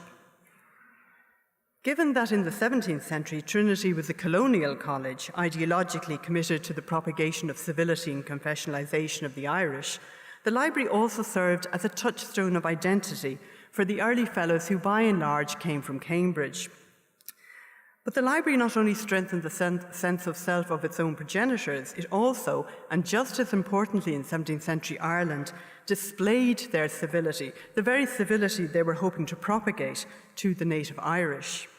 This sense of the library, and more generally the university, as an agent of civility, is frequently demonstrated by the various petitions of members of college made to the Dublin government in the 1630s and going into the 1640s. For them, civility and confessionalisation went hand in hand, one dependent on the other. For college fellows such as Challoner and Usher, the chief function of the library, and by extension the college, was not only to reflect their own concept of civility, but also to be a polemical instrument in the intellectual war against the papal Antichrist. As Bouzet states, such university libraries were viewed as arsenals in the confessional wars of 17th century Europe. Now, no one was more aware of this than James Usher. If anyone was an embodiment of the function of Trinity College Dublin in the 17th century, Usher was. Described by the renowned scholar John Selden as learned to a miracle due to his extraordinary scholarship, Usher justly remains one of TCD's most famous scholars. He interacted with Trinity College Dublin in a variety of ways. He was one of the first scholars who entered in 1594. He became a member of the teaching staff and professor of theological controversies. And once his ecclesiastical career became meteoric, i.e. after his elevation to the bishopric of Meath in 1621 and to the archbishopric of Armagh in 1625, he became one of the college's most influential patrons. As a scholar of international renown, his publications inevitably cast lustre on his alma mater and helped connect Trinity College Dublin to the 17th century Republic of Letters. Finally, a few years after his death in 1656, his own large printed collection of over 10,000 volumes would eventually be donated to TCD by King Charles II in 1661, thus doubling the college's holding of printed books and enriching it with almost 700 manuscripts. The leitmotifs behind Usher's work, the fight against the papal Antichrist and his love of scholarship, were not separate in his mind, and his views were clearly formed during his sojourn in Trinity College Dublin as both a student and fellow. Many of his preoccupations are reflected by his colleagues in TCD during his lifetime, and many sermons emanating from college echo his concerns. The traumatic events of the rebellion of 1641 and the chaotic civil war following it only served to convince the members of college that their fight against Roman Catholicism was not only justified but necessary. They attributed their survival during the turbulent period of the 1640s and 1650s to God's providential care for his faithful. But the civil war had complicated matters, for during the 1640s and 50s, there had been not one but two rival state authorities to contend with, and within the Church of Ireland, new internal challenges were coming to the fore. The comparative peace of the 1660s and 1670s was cast aside with the accession of the Catholic King James II in 1685. The worst fears of members of college were realised when Catholic troops took over the college in 1689. But help came from an unexpected source. Two Catholic priests, Reverend Michael Moore, who was appointed head of the college, and Reverend Tague McCarthy, who was appointed keeper of the library, preserved the books from the violence of the soldiers. But though the books were saved, many fellows had fled to England, terrified of a repeat of 1641, and it took some time for the college to recover. The story of Trinity College Dublin in the 17th century, then, is one of both survival and ambition. Survival in a complex, hostile environment, for hostility not only emanated from the Catholic Irish, who preferred to be educated at Catholic colleges abroad rather than in Trinity, but also from the state authorities, who worried that the dominant Puritanism of TCD in the first half of the 17th century had led to internal dissension rather than a focus on the aims of the state. A state attempt to reset the governmental structure of the college in 1637 was too little too late, and in 1641 the college was faced with a far more serious existential threat. The subsequent travails of the fellows during the civil wars tested the institution to almost breaking point. Almost, but not quite. For if survival was the dominant leitmotif of 17th century Trinity, so too was ambition. An ambition, in the words of Provost Ashe, to ensure that true religion might be taught, virtue inculcated, learning improved, and a constant supply of useful men, both in church and state, furnished out and prepared. Though they struggled at times to achieve these objectives, members of college agreed that only by building up a university could they accomplish such lofty aims. They did this by concentrating on the development of their library, and it was a cause to which they remained committed throughout the 17th century.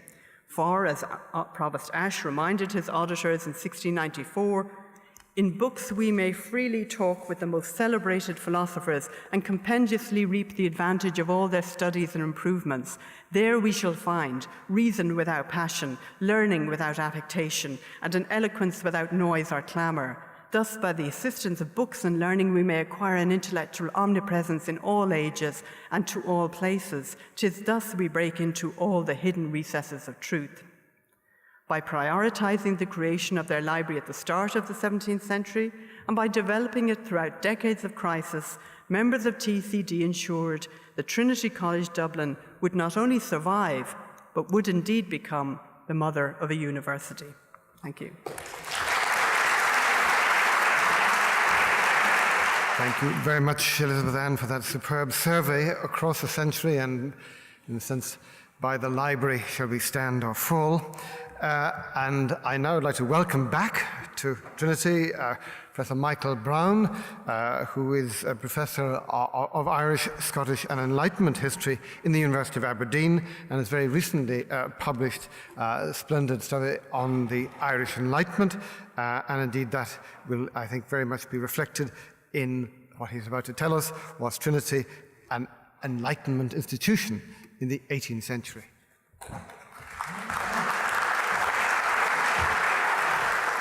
Thank you, David.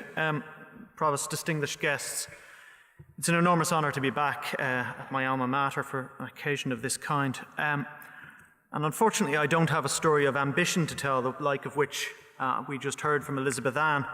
For indeed, it's easy to dismiss Trinity College Dublin's record in the 18th century as a failure. A crucial institution in the established public sphere, its role was to develop the leadership cadre of a decidedly Anglican Ireland. And despite the growth of the number of faculty from 19 in 1700 to 28 in 1750, in the second of these tasks, TCD was apparently falling short. Between 1720 and 1753, McDowell and Webb tell us, not a single publication was penned by a fellow of the college, not a record of publication we're allowed today. And meanwhile, the student curriculum lay unreformed and hence increasingly conservative in its content. Now, critics were robust in their assessment of the college, with Patrick Duignan, for example, caustically referring to its present deplorable state as late as 1777. Now, Trinity's moribund nature is set in stark relief when contrasted with the powerhouses of Scotland in the same period. Glasgow was home to an extraordinary lineage of moral philosophers. Francis Hutcheson, who had written in Dublin, Adam Smith and Thomas Reid all occupied the chair. Edinburgh, meanwhile, was home to an eclectic array of talent. The historian of Scotland, Spain and Latin America, William Robertson, the early sociologist Adam Ferguson, and the founder of English literary criticism, Hugh Blair. Even Aberdeen's divided houses of learning had their luminaries. Marshall hosted the poet and moralist James Beattie, while King's set Thomas Reid on his path to founding Scottish Common Sense School of Philosophy. Now, at the heart of Trinity's lax comparative performance can perhaps be identified a central and rather contemporary question. Now, the Scottish universities had found new purpose after the Anglo-Scottish Union of 1707 by educating the social elite of a newly depoliticised country, and in so doing had redirected the inquiry at the nature of their intellectual project away from the inculcation of political valour and towards the investment in social virtue. But what was Trinity's purpose? How might its work have been defined and defended in the era between the military victory at the Boyne and the political defeat represented by Anglo-Irish Union? How did TCD contribute to life in the old world colony of Ireland, marked out by penal legislation against Catholics and dissenters? What, in other words, was higher education for in 18th century Ireland? Now, despite my initial gloss, Trinity was not just a bulwark of Anglican hegemony. With the end of the European wars of religion, which arguably indeed ended on Irish soil in the War of the Two Kings of 1688 to 91, to which Elizabeth Ann referred, it was not only possible to defend Trinity through reference to its 17th century mission, it was no longer possible to uphold confessional identity in quite the same way as Elizabeth Ann has suggested. Frankly, the Enlightenment saw to that. This pan-European movement sought to mitigate the ill effects of confessional conflict and to promulgate a tolerant attitude towards religious diversity, itself religion being recast as a form of social ritual and personal expression, not as a matter of dogmatic certitude. Now, this form of secularization, if that is indeed the right word for a reformulation of faith that retained both a sense of wonder and an awareness of the supernatural, but this form of secularization rejected the amplification of doctrinal differences and renounced the violence performed in pursuit of purification. It challenged the confessional elites, of which the Anglicans were one, to recalibrate their claims to supremacy and to re-narrate their demands for obedience. Moreover, to the extent that Anglican orthodoxy in Ireland was maintained, its locus was not to be found inside the college walls. The presence and augmentation of a self-consciously English interest in church and state, personified by Hugh Boulter, Archbishop of Armagh, suggests that the overflow of higher-educated Englishmen into Ireland challenged Trinity's latent cultural hegemony. This need to manage the competing demands of local interest, represented by Archbishop King, for example, of Dublin, with the British question, shaped the institution then just as it does now. So given this set of challenges, what kind of intellectual capital did Trinity have? Then, as now, numerous possibilities presented themselves. First, there was the simple claim to be a repository of ancient and modern learning. The formidable achievement of erecting the long room library was a statement of just this sort. It was a public declaration of Trinity's resources and its capacity to marshal them, making them accessible and applicable to the current climate of concern. Just as the marketing of today's universities is adorned with pictures of the facilities applicants can expect and with images students hived away in useful study, so the images of Trinity's library building, then circulating in 18th century Dublin, spoke of its public function in conserving wisdom. But Trinity was losing its monopoly of this task. The opening of the Marshes Library in 1704, for example, was one such breach. Another was the medical reading room established by Edward Worth. Students no longer had to rely on Trinity's holdings to source either spiritual or physical knowledge. And just as the internet today complicates the value of the scholarly library, so the rise of a vibrant reprint trade along Dame Street, together with the undercurrent of a Grub Street of scandal and satire circulating from London, subverted any simple claim to intellectual supremacy that Trinity might have had. As already suggested, the traditional commitment of the college to the task of upholding religious conformity was also being subverted by the burgeoning Enlightenment. Certainly its formal position as a religious citadel was only institutionally challenged late in the century with the foundation of Maynooth in 1795. Yet ground was relinquished as the orthodoxies of the Church of Ireland receded and suspect modes of spiritual expression welled up. The idiosyncratic nature of George Berkeley's justifications for faith were in no way exemplary, but the presence of his name on the list of fellows problematizes any simple identification between Trinity and Orthodox Anglicanism. If Trinity was not a home to a moderate church party, as Edinburgh was, it was informed by a broad turn towards Erastianism and Arianism that was shaping European liberal Protestantism in the period. In the provocative denial of the Nicene Creed, penned by Berkeley's adjutant in the Bermuda Project, Robert Clayton, another fellow of the college risked a trial for heresy, only avoiding public censure by dying before the charges could be brought. Helped him a little bit. If the Enlightenment undermined the task of defending religious conformity, it may have supported a different rationale for higher learning, namely economic development. Ireland was clearly on the second side of the rich country, poor country debate that thrived among Europe's literati. And if John Robertson is right to identify the Enlightenment with the project of this worldly amelioration, then Trinity might well perhaps lay claim to some enlightened purpose in its works. After all, Trinity was the initial venue for meetings of the Dublin Philosophical Society in the late 17th century, which was grounded in a Baconian concern for pragmatic learning as much as it was informed by Cartesian speculations about theoretical debates. While the early member, Sir George Ashe, of whom we just heard, later Provost of the college, William Molyneux who truly exemplified this mixed economy of learning. He translated Descartes' meditations while compiling weather data and published on the technical development of telescopes. Molyneux was a graduate of Trinity and held the seat reserved for the University of Dublin in the Irish Parliament, sitting from 1692 until his death 6 years later. Yet for all the institutional intimacy that existed between TCD and the DPS, the fact that the Philosophical Society spun out from the college suggests that the commitment to improvement was not a monopoly of higher education. Indeed, the foundation of the Dublin Society in 1731 illustrates how the project of economic enhancement found its centre of gravity in the associational world of clubs and societies that thrived in urban Ireland. The foundation of the Royal Irish Academy in 1782 embodied a similar challenge to another possible motivating force for the college, namely its claim on the production of advanced critical knowledge. The Royal Irish Academy openly competed with Trinity's learned ambitions in this regard. However, Trinity was notably lethargic about the reorganising of the disciplines and the emergence of what we would now term the social and applied sciences. Faculty positions in medicine and midwifery were much delayed outcomes of a private bequest from Sir Patrick Dunn, and the endowment of a chair in music in 1764 was rather undermined by the fact that the first holder, the Earl of Mornington, deemed the post to be honorary and spent most of his life in London. If the college was staking a claim to be a bastion of erudition, this was clearly an inauspicious way in which to do so.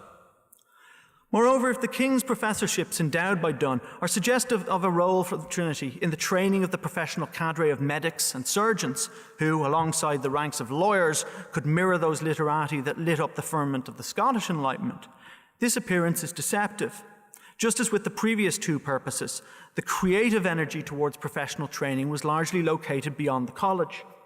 Nominally connected to Trinity, in reality the Royal College of Physicians worked as an independent regulatory and examining body from the issue of its charter in 1692, eventually breaking even the most tenuous of its ties in 1761.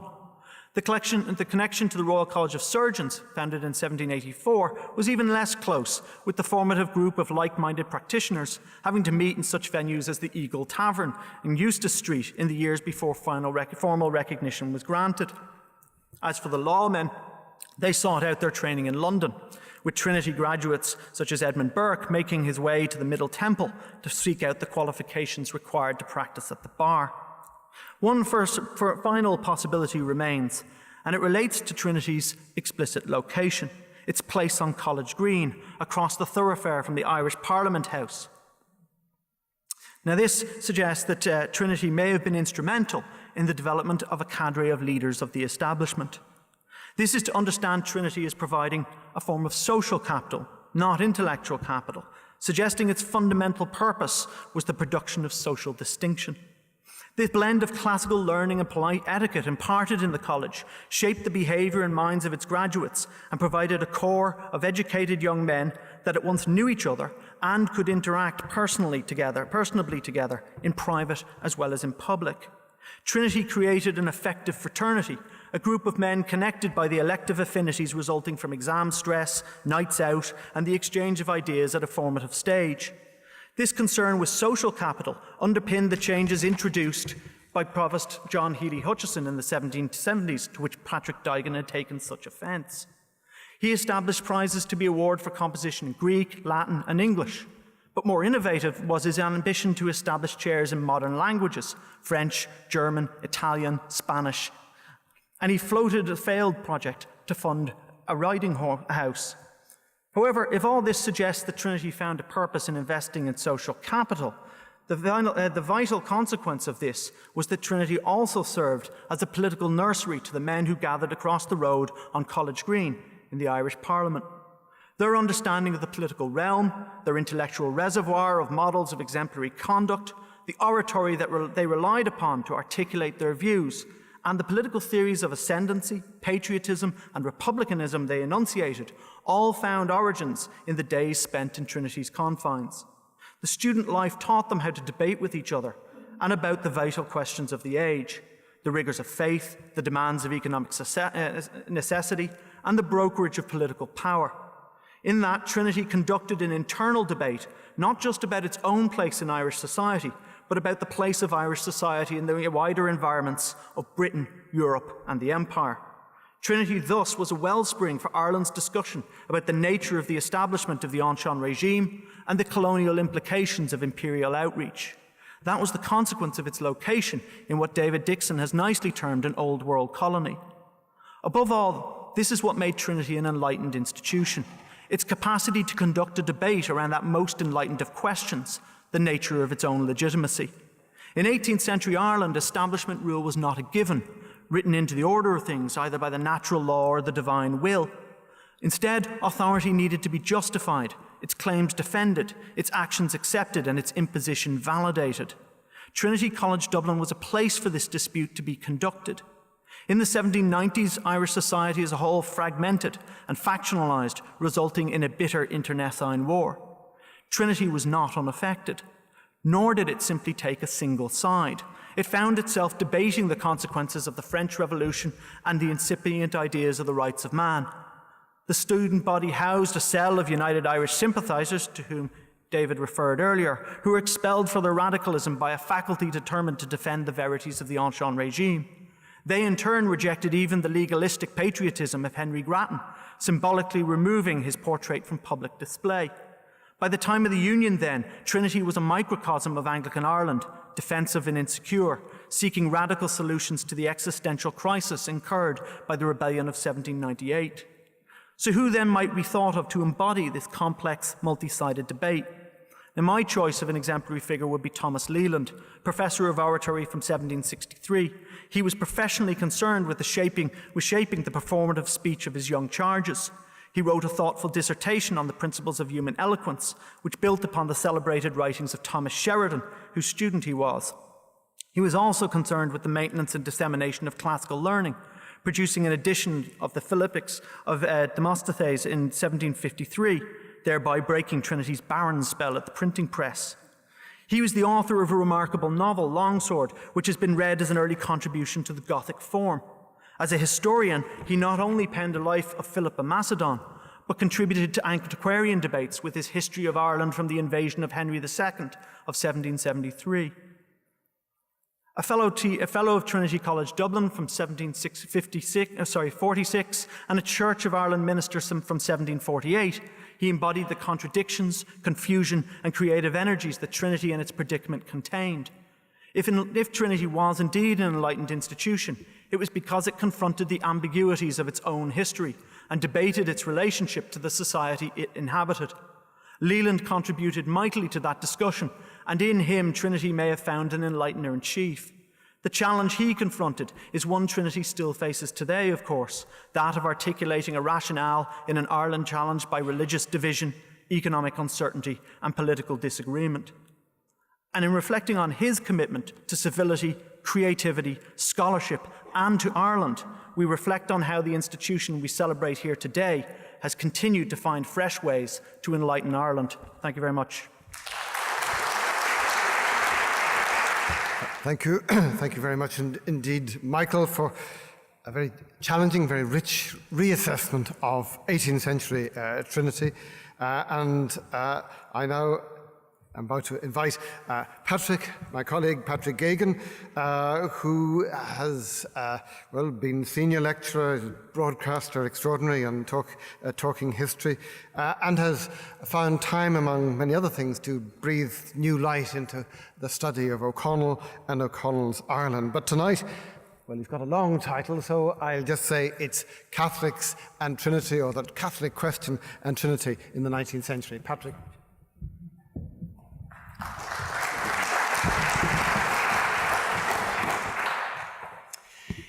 In the middle of the 19th century, the Protestant Archbishop of Dublin wrote a very angry letter to the Provost. And the Archbishop, who was also a visitor of the university, was very upset about a debate which had taken place right here in the dining hall. The debate was organised by the College Historical Society, and it had been inspired by Edmund Burke, and it was a motion on whether members of Parliament should look after the best interests of the country or the best interests of their constituents. And the Archbishop felt that this was a very dangerous topic for young minds to discuss. However, the Provost of the day was a huge supporter of the Hist, so he didn't really give the Archbishop much time. So the Archbishop decided to make his complaints public, and he published a huge article in a major British publication, Bentley's Magazine, and the headline, danger of debating societies to young men. And the Archbishop made a number of points, including number one, that the motion was too deep a subject for students and was likely to generate a habit of talking without thinking. Second, he disliked the idea of students deciding which side won by a show of hands or a shout, and he thought that instead they should appoint a moderator to decide which was the right side of the argument. And third, he didn't like the idea of extempore speeches because he thought that had a very bad effect on students, and he made a number of other criticisms as well. Now, the incoming auditor of the College Historical Society decided to take on the Archbishop in the first meeting of the new academic year, in a meeting that took place here in the dining hall.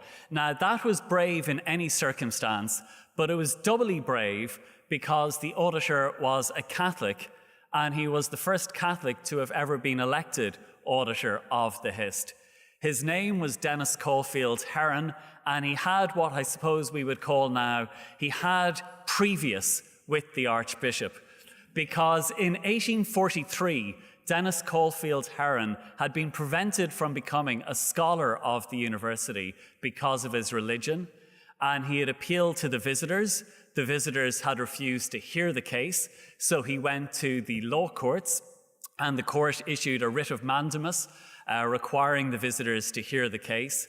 And the visitors, who included the Archbishop of Dublin, decided against Heron, and he would not be awarded his scholarship. However, Heron's case did have long-standing consequences, and in the 1850s, Trinity did change its rules on scholarship, and they created non-foundation scholars to allow Catholics and other people who wouldn't take the oaths to become scholars. And the tradition of electing foundation as well as non-foundation scholars on Trinity Monday continues right down to the present day. So, the first meeting of the 1846-1847 session, which was held here in the dining hall, was absolutely packed, as everyone wanted to see what Dennis Caulfield Heron would have to say about the arguments of the Archbishop. And Heron addressed a number of points in his address. He talked about, first of all, how his election showed something about the changing nature of life in Trinity. How in the past, perhaps old prejudices would have prevented him from being elected, but now there was a new spirit in the air, and that spirit of the age had meant that students were willing to vote for him. Secondly, he defended extempore speaking, because he said it was so much better for a speaker to be able to deploy their ideas like a well-disciplined army, ready to turn and wheel and assume every form according to the mode of attack and the strength of the assailant. He said that someone with a pre-prepared speech risked marching like a column of undisciplined troops straight ahead, no matter what the enemy, and they could be easily picked off from the side. Heron rejected the idea that a moderator should decide what was the winning side in the debate, because he said that oratory was all about the art of persuasion, and that if the audience did not decide on the winning side, then oratory as an art was dead. As for the charge that students wouldn't understand the motions they were discussing, he said that where else could you discuss the great issues of history except at a university? And he asked, when will we be old enough if we be not now? And the final point that Heron made is, I think, one that was probably the strongest and the one that has relevance right up to the present day, because he pointed out the greatest strength of a debating society, or indeed any student society. He said that it enables students from different backgrounds and different religious and political beliefs to mix with each other, to exchange ideas, to have their prejudices challenged and their worldview transformed. He said that some students came to Trinity and only knew those who came from the same school or county, becoming thus, and I quote, one of a clique, their views all narrowed, their prejudices all confirmed. Instead, he said, by engaging with people from different backgrounds, different religions, different political beliefs, it achieved the enlarging of the mind to an enlightened sympathy with all. The chair of that meeting was the Lord Chancellor of Ireland, who was also the president of the College Historical Society, Joseph Napier. Daniel O'Connell had given him the nickname Holy Joe because he was such a religious and devout man, and that's the origin of the phrase Holy Joe. Well, Joseph Napier was hugely impressed with Heron's speech, and he said, when he was addressing the audience, he said that in all his years, he had never heard a more eloquent or a more powerful address. And I think the College Historical Society has been very lucky in the people that it has had as its president over the years. People like Napier in the 19th century, people like Douglas Hyde and Conor Cruise O'Brien in the 20th century, and now people like David McConnell in the 21st century. The views of Heron were reflected by other auditors throughout that century. Henry O'Hea, another Catholic auditor in the 1860s, said that the great thing about student societies in Trinity is that it allowed the students to move beyond the hostile camps that were formed for us and meant they could transcend old rancours, old grievances, and old crimes.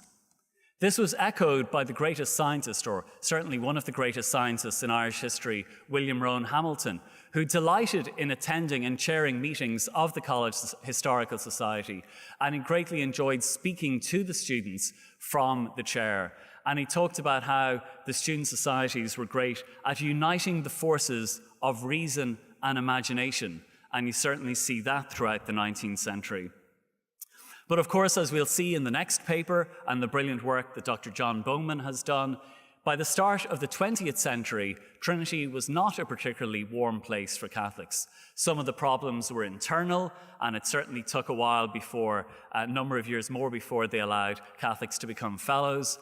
But some of the problems were external, and you had the opposition of Cardinal Cullen, and then after that, the new Catholic Archbishop of Dublin, William Walsh.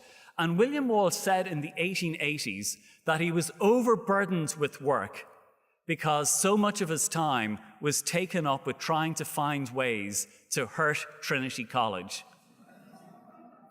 And he kept a list on his desk, and he had that list entitled at the top, "Some Unfortunate Catholics Who Lost Their Faith in TCD." And it was certainly in places like the College's Historical Society where you saw that some of the openness and liberality, which perhaps wasn't always there in the lecture theatre, was there in the discussions of the students. And an incredible generation of people came through the society in the 19th century. I'm currently working on a history of it. For example, Robert Anderson was auditor of the Society. In the 1880s, he was the head of the CID in London, and he was the head of the Jack the Ripper investigations, and he claimed the credit for bringing those murders to an end. He was also, I'm afraid to say, or ashamed to say, he was also the person who played a major part in smearing Charles Stuart Parnell's reputation in the 1880s in those famous Parnellism and crime articles, but that's perhaps a story for another lecture. I will end at the turn of the century because in 1902, Winston Churchill came to speak to the College Historical Society, and he addressed the students from this very dining hall.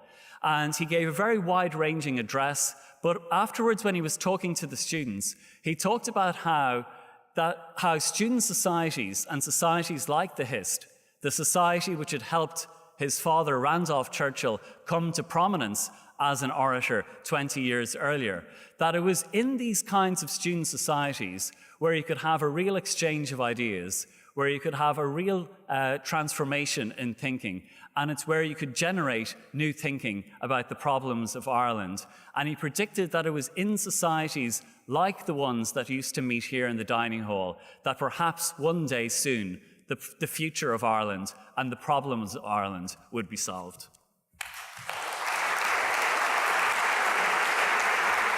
I think if ghosts smile, probably Dennis Heron is smiling somewhere with that splendid talk. Thank you indeed. Now, I think we enter the 20th century finally, and it would be impertinent, really, of me to feel that our next speaker needs any introduction to this audience.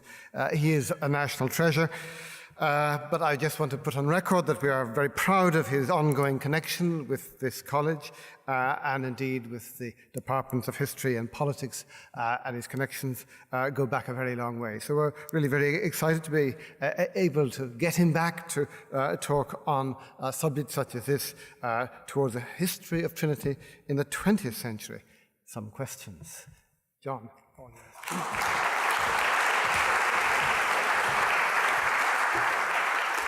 Provost, distinguished guests, I would like first of all to dedicate this lecture to T.W. Moody and Basil Chubb for two reasons. One is that I'm so personally indebted to both of them, but also because I'm aware that the paper itself ignores the role of the public intellectual, both of which were, of course, in their contributions to Ireland in the 20th century. So there's a lot of negative things in this first 70 years of Trinity's 20th century. And Trinity in the 20th century in 20 minutes, that's a challenge. And so we're dealing here with broad brushstrokes. And may I also say that the complaints department is closed. I don't want any response that I left out something, because it's a very interesting story, and it was a very difficult 70 years, the first 70 years for Trinity. And my emphasis is on the outside forces, which I think largely shaped and changed Trinity in the 20th century, and perhaps in ways that were greater and more powerful than many people, perhaps in this room, realized. Trinity was unrecognizable in 1970 to what it was in 1900. In 1900, Trinity was a cold house for women, for Irish nationalists, and for Catholics, and not a very warm house for Presbyterians. It was an Anglican, upper-middle-class, privileged, male bastion, provincial in its outlook. In one respect, Trinity did not change in these 70 years. Architecturally, it was much the same as it had been in 1900. Its footprint was the most dominant architectural setting in the whole of Ireland. It was an architecture which arguably compounded Trinity's propensity to be introvert. It facilitated a circling of the wagons. Trinity was a redoubt, a bailiwick, a bastion. Dr. William Walsh, mentioned by Patrick, was Roman Catholic Archbishop of Dublin at the close of the 19th century, and was, of course, an interested party when it came to university education for Catholics. He was an interested party in both senses of the word, and he saw Trinity as a central fortress in Dublin, and he used this term, fortress, as an affront. The weekly paper The Leader, which specialized in naming as West Brits anyone who did not conform to its narrow definition, the typical question that it asked was, could Gaels play tennis? The Leader called Trinity the super university of the mud-throwing cads. Super, by the way, is spelled S-O-U-P-E-R, a reference to the proselytizing strain in Trinity's history.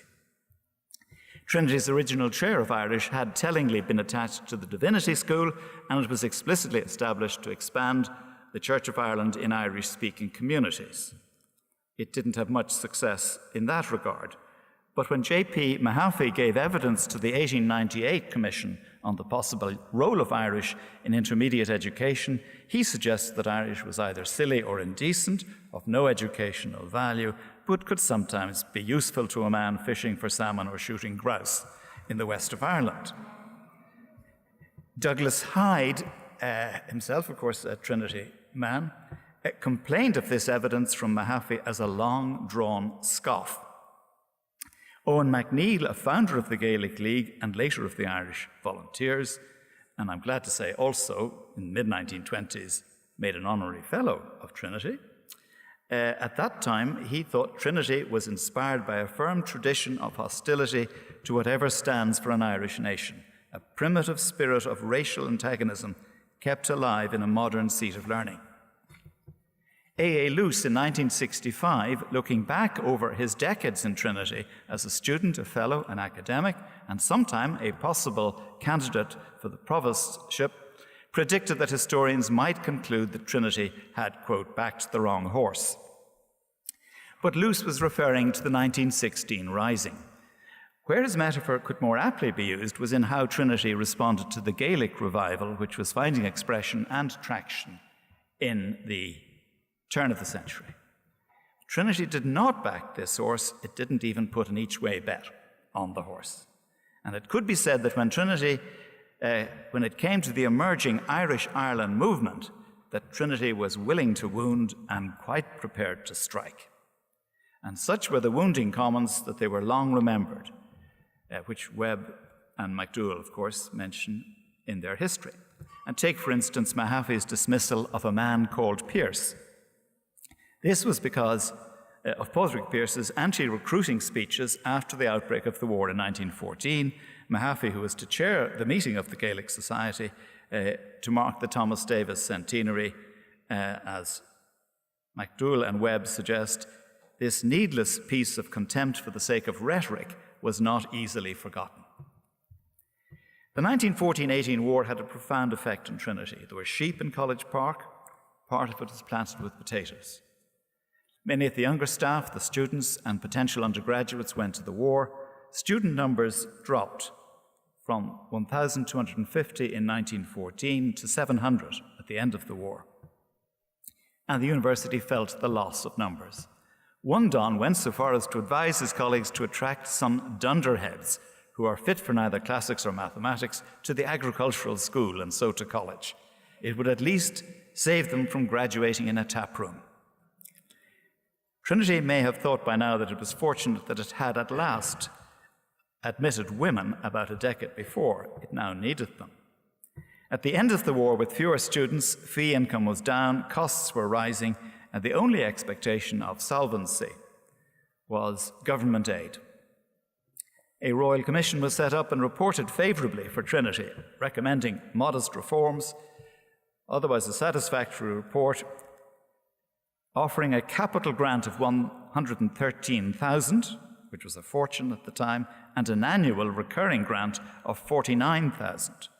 This was accepted by the Lloyd George government, and the promise was even solemnised in the Government of Ireland Act of 1920.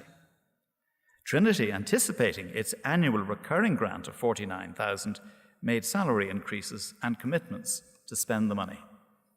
They did not anticipate that the Government of Ireland Act would founder and apply only to Northern Ireland. And although Trinity did get some smaller, non-recurrent grants, it faced an economic crisis. Privately, Provost J.H. Bernard's view was that although Trinity had proved its loyalty to the Empire in War and Peace, its thanks was academic bankruptcy because of the pledges of an Act of Parliament not being honoured. Lloyd George did promise that they would be reconfirmed in the text of any agreement which emerged from the treaty negotiations. But this did not happen. And when the treaty was published, Lloyd George, challenged about the omission, apologised. Lloyd George had many qualities, but remembering his promises when negotiations got tough was not one of them. Trinity now felt alone, marooned in the emerging Irish Free State. It felt that it had fallen between many stools. After the treaty was signed, Trinity lobbied the British establishment assiduously, but to little avail. There's one telling memorandum in the Treasury files in London, in which Lloyd George's office advises Trinity to be more trusting and patient with the incoming Irish Free State government. With such an approach, there was little doubt that Trinity would receive, quote, sympathetic and even generous treatment. But there remained, the Treasury said, a very real danger that if the agitation from Trinity continues, the sympathies of the new Irish government would be alienated. The Treasury advised that Irish ministers, not unnaturally, resented coming under Trinity pressure brought on them through English channels. We can pause briefly at this point. This is a crisis in Trinity's self-confidence and in its sense of its future. And we can pause just to consider how pessimistic the mood was in the college at the time. There is in Provost J.H. Bernard's papers in the British Library a letter from E.J. Gwynne, Professor of Irish, written just before the British government talks with Sinn Féin begin in 1921. Gwynne admitted that the events of the past year, he became more optimistic later. He actually succeeded Bernard in becoming provost in 1927. But Gwynne admitted that the events of the past year, that would be 1920-21, in the Anglo-Irish War had left him feeling an outsider in his own country. For the first time, he wrote that he felt him essentially English and not Irish, in spite of certain sympathies and antipathies. A man is what he inherits and what he draws in from his surroundings. And for me and most of us Protestants, these things are 90% English or Scotch, traditions, beliefs, customs, mental furniture, all that. And why I mainly fear and draw back from the new order, which I suppose will flood in upon us sooner or later, is not so much the material loss and annoyance as the tendency to cut us away from our roots or civilization, bone of our bone, flesh of our flesh. Gwynne was feeling the chill from the rising Sinn Féin movement. He did not blame them for wishing to attest their separate nationality at all points, but for himself and his family, he did not want to feel an alien in his own country. He then turned his attention to Trinity itself and the college. It has got to remain here and must somehow accommodate itself to the change. We ought to be thinking about that. Some of the other side are, I believe, friendly enough disposed, and we may find a modus vivendi, but only if only they are ready to recognize that we, as well as they, have our own ideas and traditions. After the Civil War in May 1923, Trinity appealed to the Irish Free State government, only to find that they had neither the resources nor the inclination to help Trinity. The new cabinet was very closely connected to University College in Dublin, and some were even part-time teachers there. So the British Treasury's prediction that sympathetic and even generous treatment would be their response was not borne out.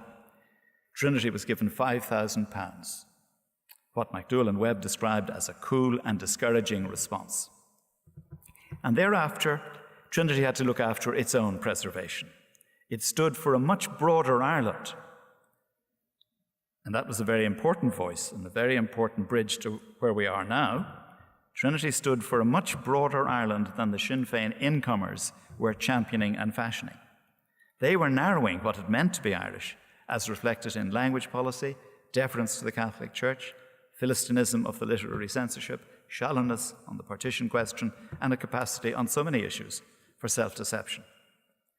Nor was the Trinity community likely to be impressed by what one historian has called the national amnesia about the Irish role in the Great War. Honourably, Trinity showed no such amnesia. It celebrated its war dead. Indeed, the college bell was used to mark the 2-minute silence in College Green throughout the 1920s. And none of that was particularly endearing when it came to how Irish Irelanders considered Trinity. And indeed, issues around flags, anthems, and after-dinner toasts continued to bedevil what we may call Trinity-state relations in the 1920s and 1930s. And I might mention, since Patrick was talking about the Hist, that one of the hallmarks in the Hist was Eoin O'Mahony, who put forward the toast of Ireland and was the first to do so in the college. But as I say, issues around flags, anthems, and toasts were bedeviled relations in the 20s and 30s. FSL Lyons, himself a future provost, wrote that in the Irish Free State, Trinity had been left impoverished and exposed. And indeed, in 23 years from 1923 to 46, there was no communication from Trinity to the Irish government on the subject of financial support. De Valera spoke at the Hist in 1934. He had no doubt that Trinity, within a generation, would be following in the footsteps of Davis, its former Trinity pupil. And why not sooner, why not now, was the thrust of his argument. Quote, the greatest thing that this college can do for the nation would be to get its young men, women tended not to be mentioned at these occasions, to get its young men to turn their minds and their hearts in the direction of their own people. Meanwhile, there was little, if any, relationship between Trinity and UCD, then still in Earlsfort Terrace. But this is not to say that there was no interdependent relationship. Moreover, there was one with potentially profound consequences and threat to Trinity.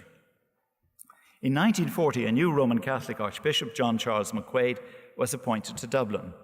Within 2 years, what had been a warning to Catholics against attending Trinity was strengthened to a veto. MacDowell and Webb write that within Trinity, McQuaid became a sort of bogeyman. His motives, activities, prejudices, shortcomings, and virtues were endlessly discussed in the college. But McQuaid was more than negatively hostile to Trinity. He had another agenda. And from UCD economist James Meenan's diary, from the McQuaid archives, and from the 4-volume biography of Alfred O'Rahilly, UCC's president, from all of these sources, one can discern McQuaid's agenda. He wanted to reconfigure university landscape in Ireland by scrapping the 1908 Act, which he loathed and which had set up the NUI. McQuaid wanted to create Catholic universities in UCD, UCC, and UCG, what Meenan calls the most awful disaster imaginable. And an essential part of this plan was to marginalize, starve, and delimit Trinity and make it a wholly Protestant university. And in Drumcondra, every January in the early 1950s, the presidents of these NUI colleges, along with the 4 archbishops in Ireland, met to discuss their strategy towards this reconfiguration of third level. Meanwhile, what had begun to encroach on third level policy was government funding. After World War II, Trinity had again found itself in financial straits. The board decided there were 3 choices of revenue: an increase in student fees that was rejected as counterproductive, a public appeal for subscriptions that had been tried in 1927 with a goal of 250,000, and after 20 years they had raised 20,000. So that wasn't going to work. The final option was an appeal to the Fianna Fáil government.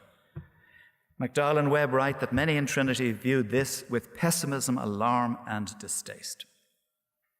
A Trinity delegation was received by Eamon de Valera in February 1947 and asked for an annual grant, a recurring grant of 35,000. Fianna Fáil government said the case was simple and straightforward and agreed, and with no strings attached. Although informally, de Valera hinted that Trinity might experiment with some teaching through the medium of Irish.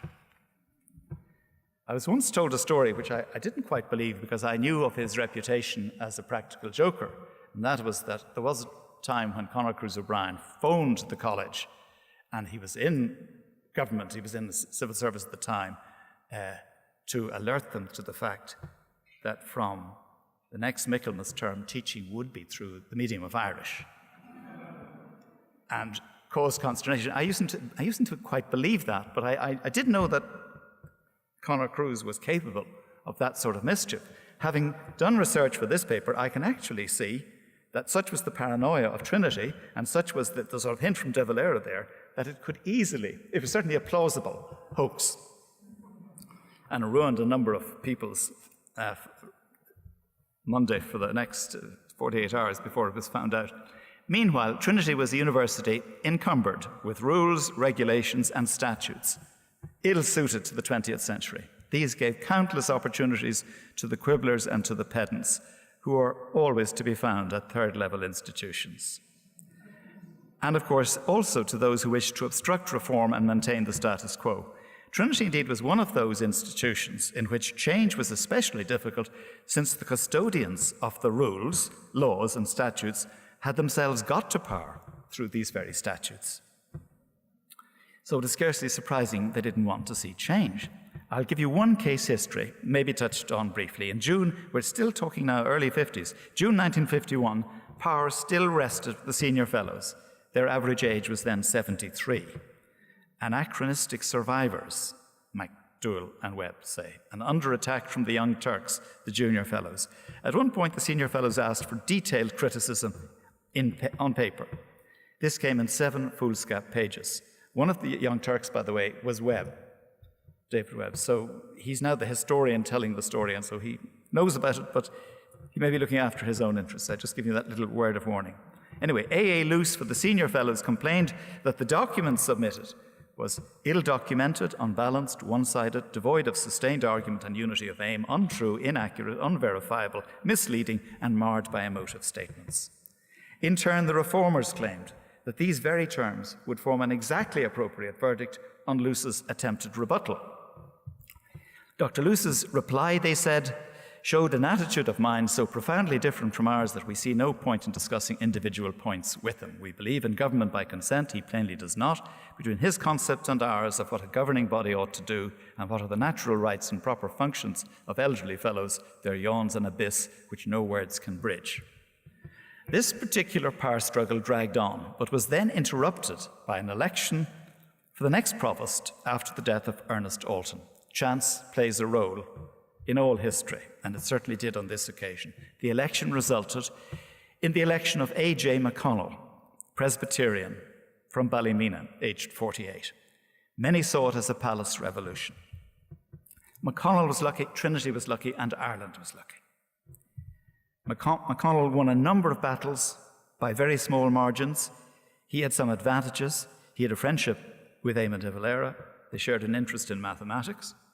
And de Valera was intellectually very interested in mathematics. And by the way, Bernard, as provost in his papers in the British Museum, or the British Library, also went to the trouble during the treaty negotiations, I'm going back a little bit now, to look up de Valera's marks in his exam in Trinity, and saw these figures, this failure rate, etc. Anyway, that's just an aside. But McConnell shared the mathematical interest with Dev, and he had no illusions about Trinity's difficulties with Fine Gael. He had been present with Alton in 1951 when Paddy McGilligan, as Minister for Finance, in a partisan manner, dismissed Trinity's claim for some relativity with government aid compared to UCD, and this was also interpreted, by the way, that this refusal by McGilligan to be consistent with McQuaid's agenda for reshaping higher education. Meanwhile, one of the consequences of the bishop's ban on Catholics attending Trinity was an overdependence by the 1950s on foreign students, mainly British. Indeed, FSL Lyons wrote that it began to be seen in the 1950s as if TCD was, quote, little more than an annex of the English educational system. He adds that this caused consternation in TCD. They were aware it wasn't sustainable, and from 1962 onwards, the most strenuous efforts were made to change this. Adding that as senior, this is Ireland since the family, a footnote, adding that as senior tutor, responsibility for admissions, he could attest that a rapid reduction in dependence on foreign numbers was the prime objective. What could be construed as a missed opportunity for a thaw in Trinity-state relations came in 1959-60, when the director of the National Library of Ireland, Richard Hayes, keen to win major funding for a rebuilt National Library, came up with an imaginative proposal that the new National Library be built on the fringe of College Park, opening onto Nassau Street, opposite Kildare Street, where it would be 100 metres from the existing National Library. The new library would be one block of a two-block library, the other block being what Trinity were also asking from the government, money for a new library. So it would be one architectural expression with two blocks and two autonomous libraries. A hatch on each floor, readers in each could borrow from the other, and Trinity's holdings under the 1911 Copyright Act would become more easily available. This would be, I suppose, an Irish solution to an Irish problem. The Lemass government tiptoed around this, and reading the file 20 years ago, manifestly there was a chill factor, and although countless euphemisms are used, the chill is McQuaid and his anticipated hostility. Asked to recast his proposal for a Lemass-McQuaid meeting, Hayes, who obviously thought the proposal on its merits was an innocent one, called it a sheep in wolf's clothing. But it fell at the McQuaid hurdle. McQuaid liked outcomes which did not have his fingerprints. He wanted a result, never wanted his fingerprints, but it would be his last hurrah on this agenda of interfering in matters that were really of not his concern. The politicians seemed timid, though it could be that Lemass had other reasons for not wanting to go and use the McQuaid as a fig leaf. Trinity was pragmatic, constructive, and approved the idea. McConnell was very impressive throughout the file. Then the 1960s arrived. Other outside forces would hasten change anyway. The need for greater access to higher education. The taxpayers were increasingly paying for it, and not all of them were benefiting. Then the arrival of television, Vatican II, the ferment of debate, which eroded that old Ireland of prohibitions and censorship. And there was women's lib. Within Trinity, we may ask, why did women have to wait until the 1960s for full equality? Trinity prided itself that it had admitted women to degrees in 1904 and liked to compare itself with Oxford, who waited until 1919, and Cambridge until 1947. But there was an easier comparison, which tended not to be mentioned in Trinity, and that was that the NUI, founded under the Universities Act of 1908, admitted women on full equality from the beginning. Then a Commission on Higher Education was established, reported in 1967. Again, the vehicle was taken by a minority to show their antipathy to Trinity, but in the main, Trinity emerged very well from the Commission. And then the Minister for Education, Donogh O'Malley, sensationally announced that it was government policy that there should be a merger between Trinity and UCD. Among other goals, he represented it as an opportunity for Trinity to take the final step across the threshold of the mansion to which it properly belongs, the Irish nation. This merger idea was a thunderbolt to both institutions. If it brought many of them together for the first time, this was ironically because they were joining to fashion policies, ruses, and stratagems to the better to scuttle the proposal. It's considered heresy by both institutions. But that as a policy had failed due to the resistance and the minister's early death, should not obscure the fact that it single-handedly churned the thinking in both institutions, ended the apartheid between them, and rendered absurd the then Roman Catholic bishop's ban on Catholics attending Trinity. The merger was ostensibly a complete failure.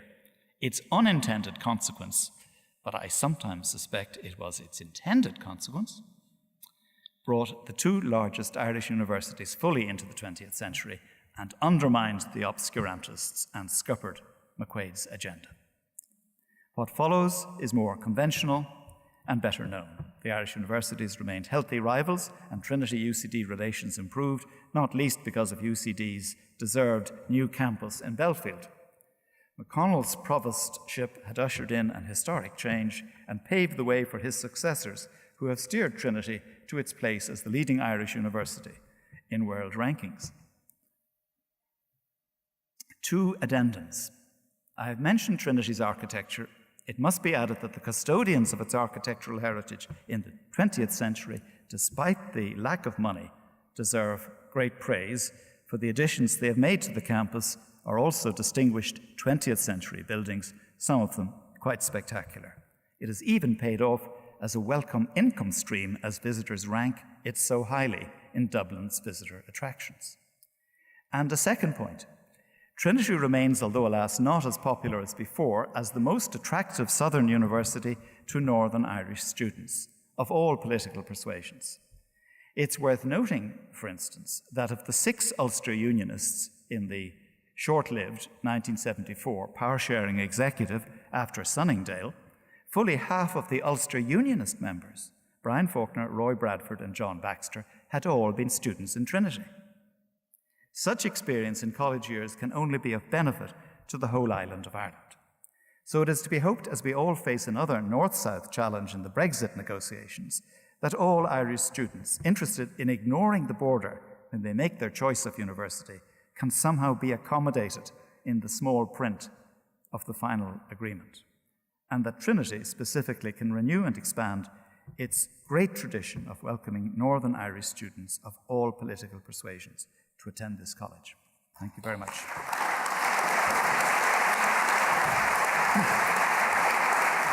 Thank you, John, for that impossible survey, which has really raised so many questions and pointed, I think, some new directions of inquiry. And I now invite, as our final speaker, the Provost, to talk about Trinity in its 5th century.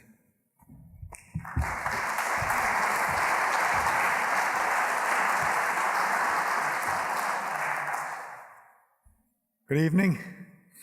It's an honour to be speaking in the company of such great historians. On behalf of the college, may I thank them for lending their scholarship to our commemoration. It's my privilege to be looking at Trinity in its 5th century, which began in 1992. So that's the last 25 years and projecting to the next 75. I'm not speaking as a historian, of course. My qualification to address you is that I've lived through this period in Trinity and was fortunate enough to play a role in many decisive initiatives. So I'm speaking as a member of staff and latterly as a college officer and as provost. We've been hearing about Trinity's rich history. The past 2.5 decades do not, thankfully, compare with the dramatic scenes and violence indeed in some of the earlier years, but it's my contention that in terms of transformation in research and education, they are as momentous as any 25 years in our history. If we go back to 1992, the college certainly differed greatly from 25 years earlier, from 1967. There were far more students in 1992, and more of these were women and Catholics, and Trinity was much more embedded in national life, all significant social changes. But in terms of pedagogy and research, not so much had changed. While there was excellent scholarship ongoing in Trinity in 1992, Ireland was still poor by European standards, and there was minimal investment in laboratories and research programs. Essays were still handwritten. I think in some places they still are handwritten. But mostly, of course, they're not anymore. And student exchanges then were within Europe and mostly taken up by language students. The college was beginning to strengthen its links with industry, and there was one remarkable spin-out then, Iona Technologies. The difference with today, I need hardly spell out. By 1992, we were prepared for change, and the past 25 years have been the years of new and emerging disciplines. I was lucky enough to spearhead one of those disciplines, bioengineering.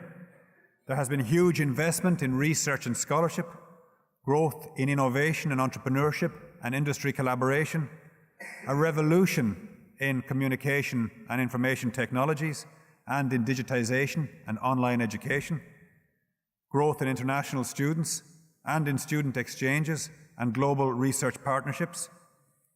And on the negative side, taking the last decade, they've been years in really what amounts to a collapse in state funding on a per-student basis.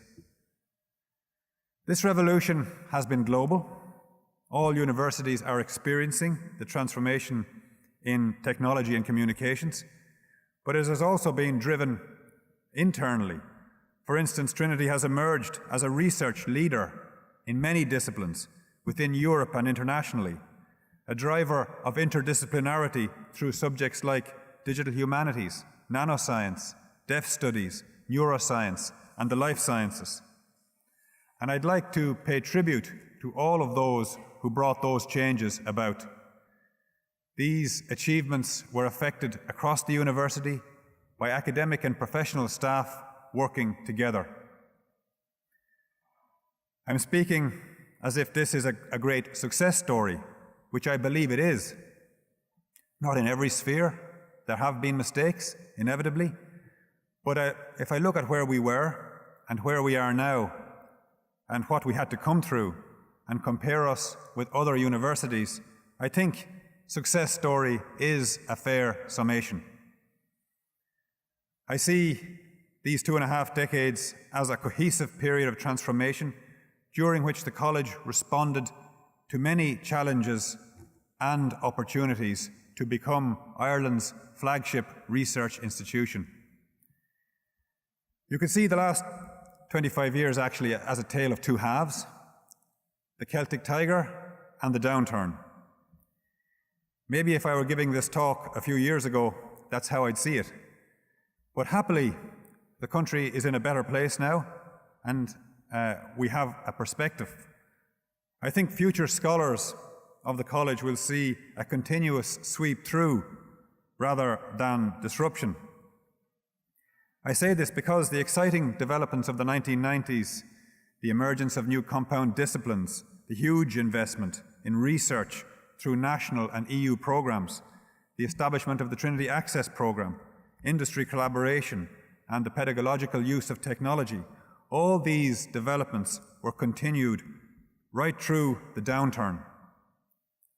We could have responded to the downturn with panic and austerity, ramping up student numbers perhaps to generate revenue, or hunkering down around a limited number of research programs. But we choose not to sacrifice quality or plurality. We scaled up ambition. Specifically, during the downturn, we focused on two areas which have proved crucial: our global relations activities and our commercial revenue activities, including industry collaborations, spin-outs, and philanthropy. Our success with these means that we're well positioned to adapt to the global phenomenon of decreasing state investment in higher education. The major legacy of the recent economic downturn is perhaps that it focused our determination on the importance of having control of our own revenues. To further this, we have created a Provost's Council, which provides an external leadership group for the university. Now, on our 425th anniversary, Trinity is in a strong position in terms of our mission in education, research, innovation, and public engagement. I won't go through all the recent successes. I think they're familiar enough to most of you. My thanks again to colleagues for their endeavours and to friends and alumni who responded to our call for support. From this position of cautious optimism, projecting onwards, how do I think things will develop for the rest of the 5th century? What will the college look like for the quincentenary celebrations in 2092? Well, if we've learnt anything from this evening, it's that there's no answering that. In 1912, no one foresaw what was around the corner, let alone what the next decade would bring. And back in 1992, did we see all that was coming to pass? Not the half of it. The ongoing technology revolution means that the pace of change is exhilarating, though also potentially alarming. For instance, what will mass data collection mean for our identities? Add to this global challenges like climate change, inequality, migration, shortage of energy or raw materials. Any of these alone has the potential to change everything about how our societies are run, including our universities. These challenges can't be dealt with comprehensively by any one country or one institution. The response has to be global. To that extent, our future is out of our hands, and picturing the college in 2092 only gives hostages to fortune.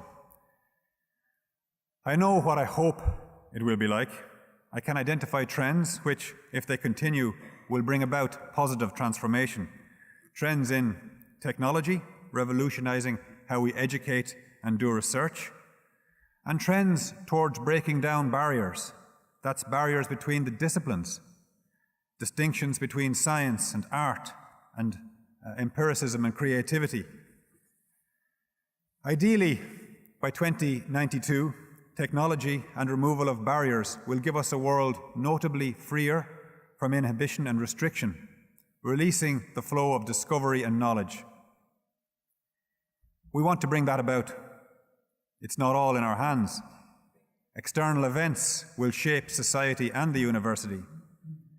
But as individuals and as institutions, we can show an affirming flame, as Auden puts it, which I think is a poetic way of saying we can be part of the solution and not the problem.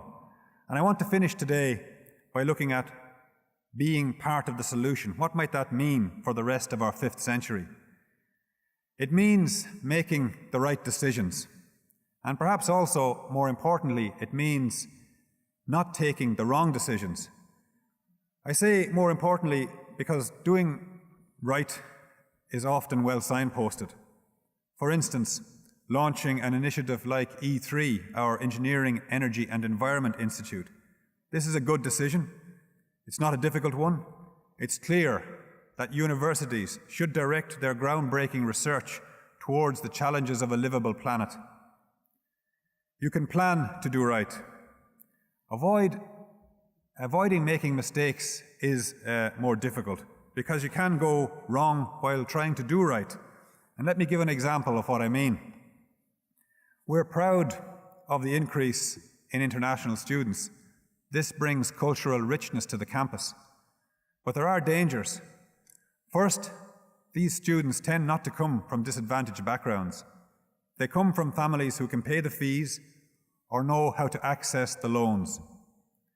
And second, Ireland has the youngest population in Europe, and the Department of Education and Skills estimates that the demand for higher education in Ireland will rise by 25%. This is a big rise between 2011 and 2028. If Irish universities reserve multiple places for international students, how are we going to deal with this expansion? Who's going to educate the Irish school leavers?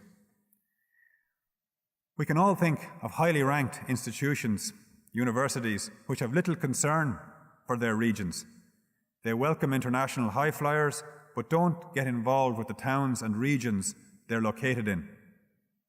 They come to resemble small, wealthy fiefdoms. One vision for 2092 situates Trinity as such a university. We celebrate our quincentenary as an expensive, highly ranked university, welcoming elite students from around the world with the proud mission of doing research of impact, but we direct our education to those who can afford it and feel little responsibility towards Dublin or Ireland. This vision has some good parts, but I don't like it. First, because we are the University of Dublin, located right in the city centre and central to Ireland's identity. And second, because whatever great research and scholarship we do, if we're embedding inequality in the way that we educate, then we can't claim to be part of the solution. This is just one example of a decision taken in good faith, how it might go wrong. There are many others. In most cases, the responsibility is not the universities alone. We cannot address global challenges unilaterally. But by identifying undesirable outcomes before they become entrenched, we can be part of the solution. That's why a symposium like today's is so important.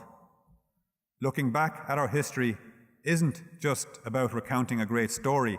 It's about identifying what went right and what went wrong, how to repeat success and learn from error. I think the key to getting it right is to adhere to our values. They are our compass and our steer. Considering all decisions in the light of our values will help us to prevent going places we don't want to go. Our values are encompassed in our mission. The mission is well known to most of you here. It incorporates independence of thought, a diverse student community and a transformative student experience, research at the frontiers of disciplines, making a catalyzing impact on local innovation and on addressing global challenges, and fearlessly advocating the cause of a pluralistic, just and sustainable society. This mission captures our commitment to the local and the global, to future discovery and to strong traditional values. It balances what we owe to the students and staff, to the local region, and to our planet as a whole. I believe that adhering to this mission will keep us on a steady course and prevent us from going too far in one direction at the expense of another.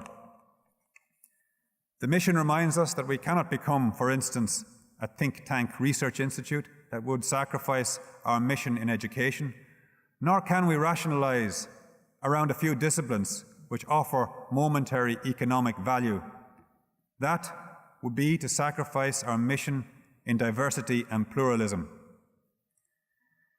Trinity has flourished through the centuries because we have been resilient and flexible while holding on to a firm sense of mission and a sense of place. This remains our way forward. I will close with Edmund Burke's great words on society. I hope no one thought I was going to get through this address without quoting Edmund Burke. He is talking about society, but since a great research university is a kind of micro-society and certainly a community, this captures, I think, our mission in plurality and our kinship with the past, our sense of drawing strength from our history to lead us to the future university that we seek. It is a partnership in all science, a partnership in all art, a partnership in every virtue and in all perfection. As the ends of such a partnership cannot be obtained in many generations, it becomes a partnership not only between those who are living, but between those who are living and those who are dead and those who are to be born. Thank you very much.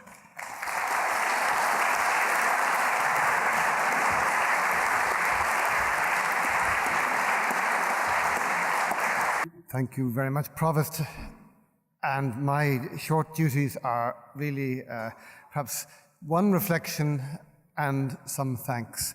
The reflection is really, I think, that from this whole evening we can see issues that are much wider than Trinity coming up, and perhaps just a great need to look more, perhaps in terms of historical research at least, at the Irish universities and Irish higher education in the long run, and indeed in the relatively recent run, in a comparative way.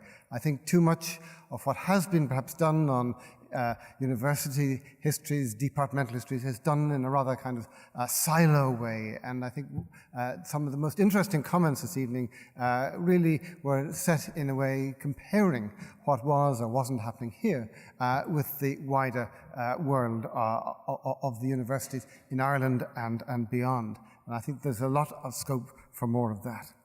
So just a point about in your bags, I think everybody has a copy of the book, Trinity 425, which is indeed very special. You won't find it in Dawson Street for sale, I'm told, and it certainly won't be Kindleized.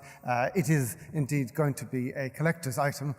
It's up to you whether you get signatures on it, but I think the point is it does reflect very much on tonight and on the moment that we've been commemorating here. So finally, let me ask you to join with me in thanking, first of all, those who've organized this event, the registrar and the team of the Provost office and the communications office, and all the technical and catering staff, but particularly to thank our speakers who've so nobly kept to the schedule, although we started late, but they have kept to their schedule nobly, given us so much interest and indeed entertainment. And I'd also like to thank Theo Dorgan for stepping in at the beginning and setting things off in such a powerful way. So in all, I would just ask you to join with me in thanking all of those again. Thank you.